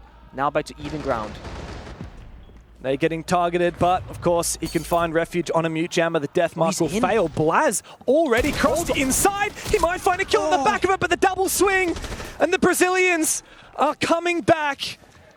But Nade and Felipox are so low on HP, and guess what? It's Stompin. He has not yet died here on Chalet, and he looks for more. Lair finds one. Him and Stompin put things together and put FURIA to bed. 3 on the trot for G2. Ridiculous display of gun skill right now. G2, they have their mind games and their mini games. I saw Alamau before they loaded up in the server being very verbal. His hands getting involved, talking a lot of stuff about strats it looked like, pushing in together. What we saw in that round is so genius. They have a player in office holding the blue staircase angle, then they can send the second player just peeking the mezzanine hallway. So they're baiting the player in blue stairs to swing up to try and go for a crossfire. He dies. Alamau on the nuke walks straight past the default camera that they left up on purpose, by the way, because it could have been shot by them earlier, and just gets the backstab. So it's these very small things again that are completely stealing the show. FURIA don't know what's hitting them. And it's because G2 have so many different things happening at the same time. And now FURIA are going to take their tactical timeout. I'm worried here, Pengu. Stompin 6-0. Stompin has been farming. Armalio now has a chance to talk to the roster as well. G2's reads on this attack have been so accurate. FURIA, they've been rattled. They've lost their confidence. Look at Herds' face. Look at how it panned out. The read from Alamau was perfect. He walked straight past that bulletproof camera with the Nook active. He couldn't be spotted, and a 3-player crossfire from G2 just to flush out KZ's position at Pillar. It's such good step-by-step problem solving, and the thing is, when you play Rainbow Six Siege and you look at everything from like a top-down, we gotta deal with the blue stairs, the mezzanine, the flanker, everything. It can be so chaotic in your head. When you're a high-level IGL in-game leader like Alamau, you're able to take these pieces and just do it step by step. Okay, who's touching flank? That's splash. Okay, don't gotta worry about that right now. Who's holding blue stairs? Who's pushing the hallway? You two, okay. When you give individual players those specific kinds of jobs, you're making all those big problems into very small, manageable, smaller problems, and step by step you can work through it, and then when the plan comes together, you see what happens. It's so good, Siege. 10 seconds remaining. Bomb located by attackers. Yeah, that it is. 5 seconds. I'm worried, Pengu, because we saw FURIA take tactical timeouts on the previous maps and fail to convert that to round wins, and they really need it now. Yes, this has been an attackers series. Both teams have been better on their attack than on their defense here. And it just goes to show that's what happens when you have this level of confidence and when you have such a good read of your opponent. But that's not going to be an excuse that FURIA are going to be satisfied with. We need to see more from them on their defensive side. 3-0 in the lead for G2. There's a world where FURIA can bring it back. Really like the upper advantage from both teams. Of course, the Fenrir enabling D2 to do more bad plays, walking in, taking gunfights on even footing. FURIA target banning demos. That has honestly been a problem on all 3 maps, especially on Lair. And now you don't got to deal with the mute every single round. D2 slowing down the pace, playing some Brava, some Nomad, some Capital. They want to try and play for an execute and a setup. Still hold those angles, expect that FURIA aggression. Claymore is risky, but out the coverage. I was saying it though, it's risky, my friend. As KC goes for a free pick swing. No response. Doki taken down. 1 player eliminated from G2. Restricts their ability to go for these explosive plays. Restricts their ability to split up and play from everywhere. But Lair does find his. I'm not sure where the pick on Herds happened. This is well played from Blaz on the windows. He's so important. If he dies, the entire middle of this bomb site opens up for FURIA. Their rotations are now enabled. No assignment to cut off the rotations. Close that gap on the window. The thing with D2 is they lack presence in the building. They're on the rappels. They're watching. But where is the entry going to be? Laura, office balcony, Stompin, Slayer and rappel. Only Elma in the building, downstairs in kitchen. He has to, or actually he's in car garage in the basement actually. He has to make the first move. FURIA, for once, they're not swinging. They know they're in a good spot. Yeah, patience may be the virtue for FURIA. They have to be patient. If Philly swings his door and dies, that's a win for G2. And Pox hasn't got a kill yet this game. Smoke. Now Nade can see through that for his smoke, but yeah, what is this? It seems to be a bait here from G2. They're just waiting for the chance. Alamau, though, straight up from White Stairs. He holds Shift W. He rips the rug out from under JV.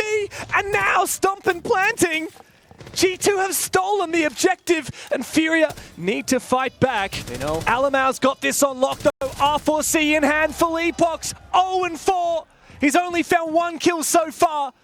As Nade and KZ need to make their way back to site, but Stompin, look at him, he lies in wait, he's got the crossfire with Blaz, the Frenchman goes hunting, doesn't find it, Nade up against 2, a 3k from Alamau on the Ash, as Nade goes for a slow peek, just waiting for his countrymen to find him, but a 4k from the captain, and they are untouchable on Chalet.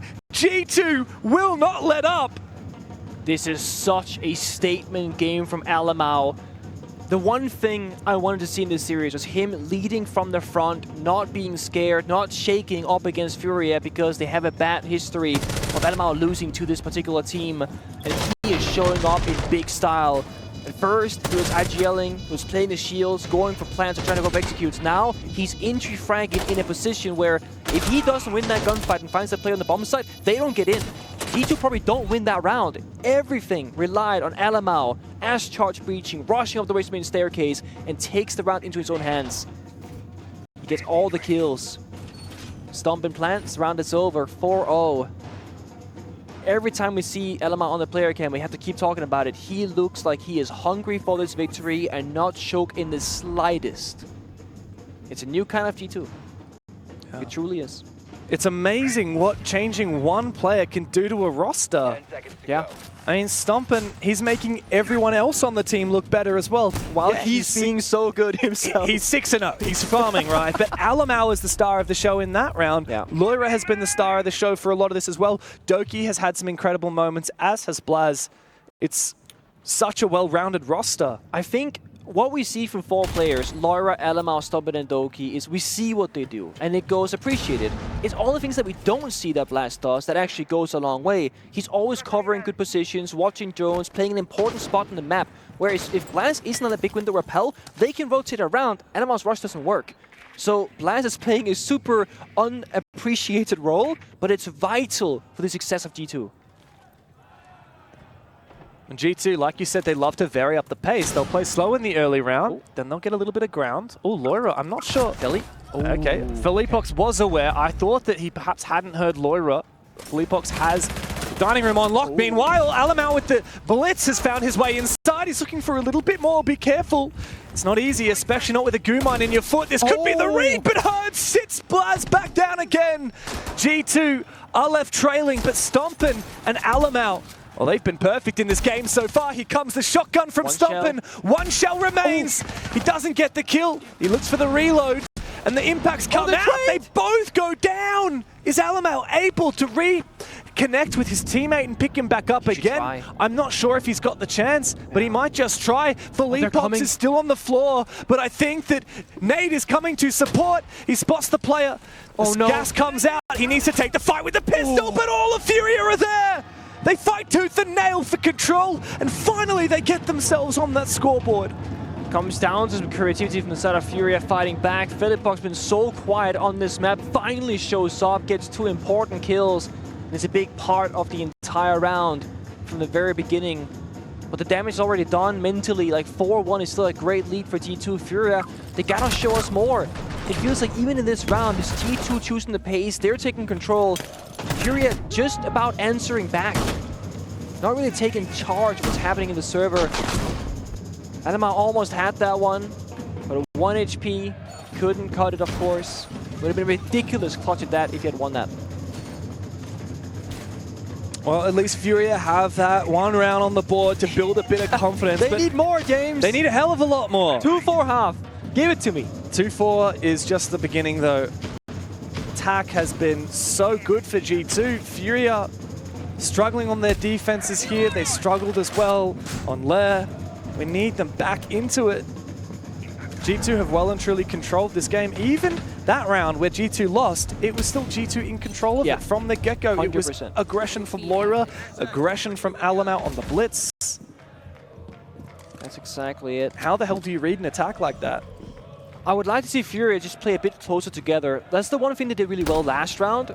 When Alamau, and I mean the entire team was fighting in that, bar hallway by bottom blue staircase, there were 3 different defenders from FURIA actively in a gunfight. FURIA from the very beginning of Chalet, they've been spread out very thin in different areas. For example, right now, Hertz, solo in Solarium, nobody nearby. Nate in Kitchen, solo as well, nobody nearby. When FURIA, they meet contact on their own, they are on their own against global gadgets like Lion, Light Dokkaebi, or Shield sometimes. I want to see them go 2 versus 1, 2 versus 2. Play more together. C4 is excellent! It flies at the window, Blast goes down, but it catches him. And Nuclear C4 all the way out on that repel. Blaz shut out of it. No more Dokkaebi calls this round. And while there has been a trade, FURIA still keep their head above the water. Stompin finds his 2nd death in the whole map as KZ continues to roam up above. And Alamau is just waiting for him. G2 have really slowed down, but if they can keep finding picks and bringing this back, then maybe it doesn't matter. Maybe their patience will be rewarded. It's only a matter of time. Again, FURIA try and play together, going for solo swings. The pace off. KZ catches the timing on Doki and the vault in. He's injured. They trade. It's a 1v1. Out of nowhere. Minute and a half remaining. They're gonna rest. It's Herds versus Alamau. Free plant. Nade might get revived here by Herds, but that means it will be a 1 versus 2. Oh, this is very, very late. The timing here, as Herds waits for his teammate, him and Nade put together. Alamau has to hold on! Alamau! What the hell was that? How does he clutch the 1v2? He stands up, looking across the stage. He knows what just happened. One of the final nails in the coffin to send FURIA out of the tournament. He popped the Goyo Fire, and guess what? Nade with 20 HP was a player picking that direction, and it took him out immediately. I'm lost for words. How did that happen? Out of nowhere. FURIA played it so well. Yeah. Yes, Alamau got in, but they had info he was planting. They knew that they could drop back down the hatch. Both teams knew everything that was going on, and Nade comes back, low HP, but he's supported by Herds. Both of them pincering around the pillar so that they can peek him at the same time. Yeah. Alamau plays it to perfection to pop the Goyo Fire and go for the second player. Unbelievable from Alamau. And G2, they have cemented what has been an unbelievably dominant half over FURIA. These attacks have been insurmountable, and now FURIA have to do it all on their attacking side. Double shield ban by G2 against FURIA, who quite literally don't... I mean, okay, they did play some blitz on Cafe. Philippox did great on it, but the whole reason why FURIA struggled after their massive year of success was because the shield meta came about, and they aren't really a shield meta team. I will say this though, if you want to crouch some easy aggressive operators to get inside the building, shields will be those. This could be G2 being one step ahead of FURIA, just saying, you know what, you're not even going to get the option of doing this to us. Gone on the shields, you can play the Blackbeard, we don't care. KC will pick it in this first round as well. Combined with a few... Is that going to be... It's a few shield and Blackbeard. Maybe FURIA, they are a shield team now, Jim. What? They've gone double shield on Fuse Blackbeard. I mean, I've missed a chapter. The read of G2's life, apparently. Or is this just FURIA going for broke? Double shield and the glass. No? The line, I mean, it reeks of desperation here from the Brazilians. 2 more rounds and G2 have this in the bag. How can you afford to take risks like this when you're facing such a scoreline? They can rush it. BP upstairs holds the library. Fuse shield can plant, glass smokes cover. That could be an easy 1-2-3 execute because they're all outside the bar window. When they want to go for it, they're going to go for it. Here come the smokes from Glaz. First blood drawn by FURIA, but they do fight back and the plant is going down. A blind shot without the smoke vision. And Philippox sees the player and takes him down. Now he needs to get aggressive, but he's spotted by Lair in the post plan. FURIA have to hold it, but G2 wastes no time getting right back onto it. Where does Stompen go? Does he look to play outside of Mud? KZ has the shield, but he's looking to play aggressive. Same to be said for Nade. All he's got is his piddly little pistol. That's all he's got to deal with, and he's meant to be contesting players here. As Lair gets on the plan, Nade finds the first one, traded back, but KZ is there to support. He's got the double kill. FURIA will not lay down arms. Such a risky rush of a strat for FURIA, but it's played so beautifully. G2 had one way to respond realistically in that round. It was a C4 tossed early. The glass popped the smoke, shot a bullet, waited, C4 popped. Now you're going for a plant attempt. And yes, G2 they find some picks, but they got to retake into a post plant, which is almost impossible in Rainbow Six Siege because they're outside the building, far away. No retake possible for G2. But FURIA very much still in it. And yeah, double shield ban, but guess what? They found a way regardless by playing Fuse Shield to win that round. I can't believe that. That's the desperation, right? It's so unlike FURIA's usual playstyle. I mean, it's not like they're using the Fuse, right? They just want the shield. They want the shield. They Monty and Blitz a But going for shield plants in the glass, I don't... FURIA's not the team that does that, generally speaking. No. They can do it, and they will do it sometimes. Apparently. But first round on the flip, that's incredible.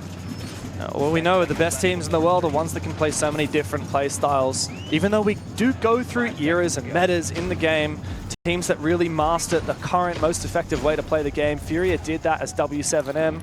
I think G2 are on the verge of that right now with this hyper-aggressive, very modern playstyle of Siege. Everything is clicking since Stompen has brought himself into the roster. But FURIA not ready to call it a day. They may be trailing by 3 rounds, but that does not mean it's a done deal.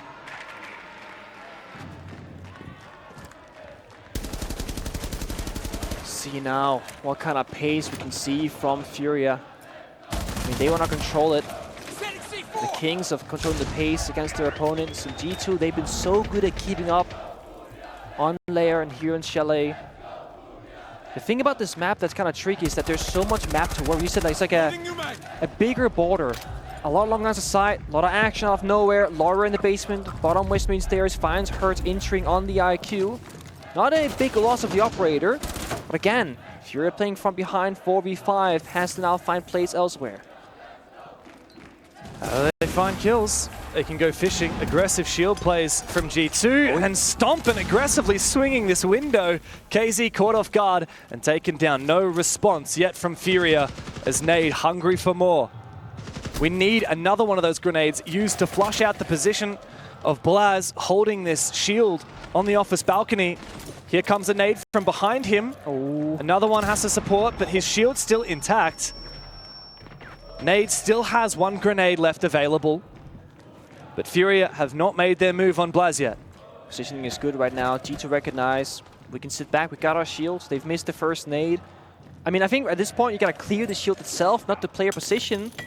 Oh, double nade. That's genius, but he can play the angle. Oh. Gets injured. Nice try. Perfect timing from FURIA. I think they know about it too. Yeah. JV having seen it, now they don't have to focus up on that player, but still there is a numbers advantage. Lair has been taken down below. That is a pivotal kill. That is so much ground given up now in favor of FURIA. That was going to be a C4 for plant deny. G2, they got to find the kill now or start pushing forward. They have info from Doku's injured. Doki. He's been... okay, no mind. I don't know what happened there. Alamau's found one. Alamau again doubling down. G2 are laughing. And they found themselves within reach of greatness again. FURIA, this is where it ends. 4 rounds in a row is what they will need to push this game the distance. Is this how the champions of Rio go out of EWC? 6-1, 7-1 on Lair, and now 6-2 the score here on the final map. The Brazilians need all of the noise from the crowd here in Saudi Arabia to stay alive in the tournament. I'm so confused what happened. I thought Doki was the injured player, and I was like, they revived him and he gets a kill? No, that was Blaz was injured, yeah. I was very confused there for a second. That's my bad. It's a matter of G2 playing it well, sitting back when they have to. Okay, the nades come out. That's the counterplay for FURIA. Then they wait. They do a 3-2-1, 3 people swing together. And do the FURIA against FURIA. They lash at the same perfect second. Because they had numbers advantage early, because Lair got the opening pick, they will be in the better position. G2 on their attacks, they showed us confidence, they showed us quickness, they showed us effective entering in the building. FURIA seemingly are going for either direct attacks or very slow approaches so far.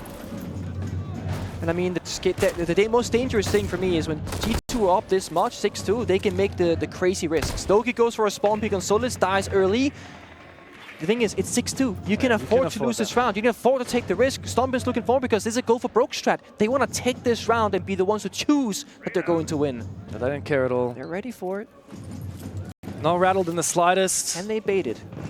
Oh, audio heard.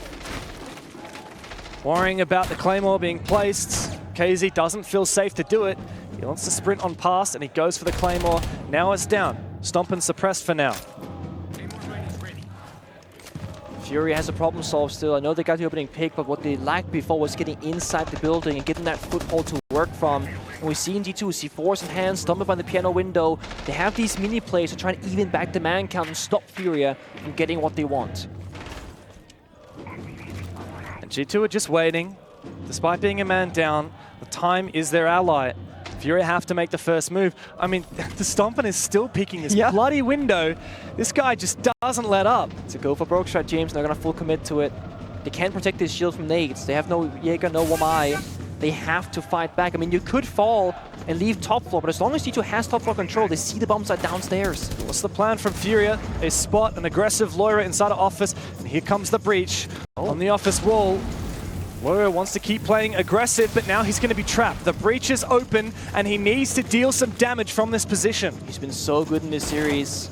Has the confidence, and again, can't quite really run away, has to fight it out. FURIA, they've left the area though. They're going for a rotate out of library. What's the plan? No, now they're giving top floor control. Laura has the red. One guy will watch him. 3, 4 guys will hit the bomb site. This is really dangerous from FURIA. Such a gamble! Oh, the retake. Stompen looks to retake ground. He rips the head off of Hertz. A 4v4. FURIA are back in it. That could be it right there. He gets another one. He's not going to stop, James. Nobody can stop Stompen. They're on site. Back into the side now from FURIA. It's desperation, but they do find the kills. And it all comes down to the young prodigy for G2. He's found 2 kills thus far. And FURIA forcing that plant down. Stompen has no idea where these last 3 Brazilian players reside. He's been spotted on the camera, and he needs to go for broke. He needs to send it. But look at his opponents. Nade on the Blackbeard, Philippox and JV taking the long angles. There's no way in hell that he can win this. Vertical play from Philippox, and they taunt him until they put him down. FURIA are fighting tooth and nail. They will not give up. Such a risky rotation there, leaving one person upstairs from FURIA, because if he dies, they know the verticality will work against him, but they lose that player. They say, guys, now we gotta go even faster into West main window, take the bomb site, watch the Hats go for a plant. Stompen was somehow the last guy alive, despite taking gunfight after gunfight the entire round. When you go back to this one, G2, they wish they had Doki alive, the Solis, to see the drones, maybe catch the rotation, just have one more buddy to watch that West main window. But that was G2 playing 4 versus 5 from the very beginning, and still... And yet it was that close. Yeah. FURIA, with all the pressure on FURIA's shoulders in a moment like that, they still have the ability to say, okay, flip the switch, go. We got absolutely obliterated by Stompen offside. Let's leave him be. We know that that's one player above. We know he's looking to get fed. We know he's on fire. Ignore him, and we will go and hunt the site. FURIA still have that in them. But do they have enough in the tank for 3 rounds to push overtime? I mean, we've seen greater comebacks from FURIA. We have. It's happened before.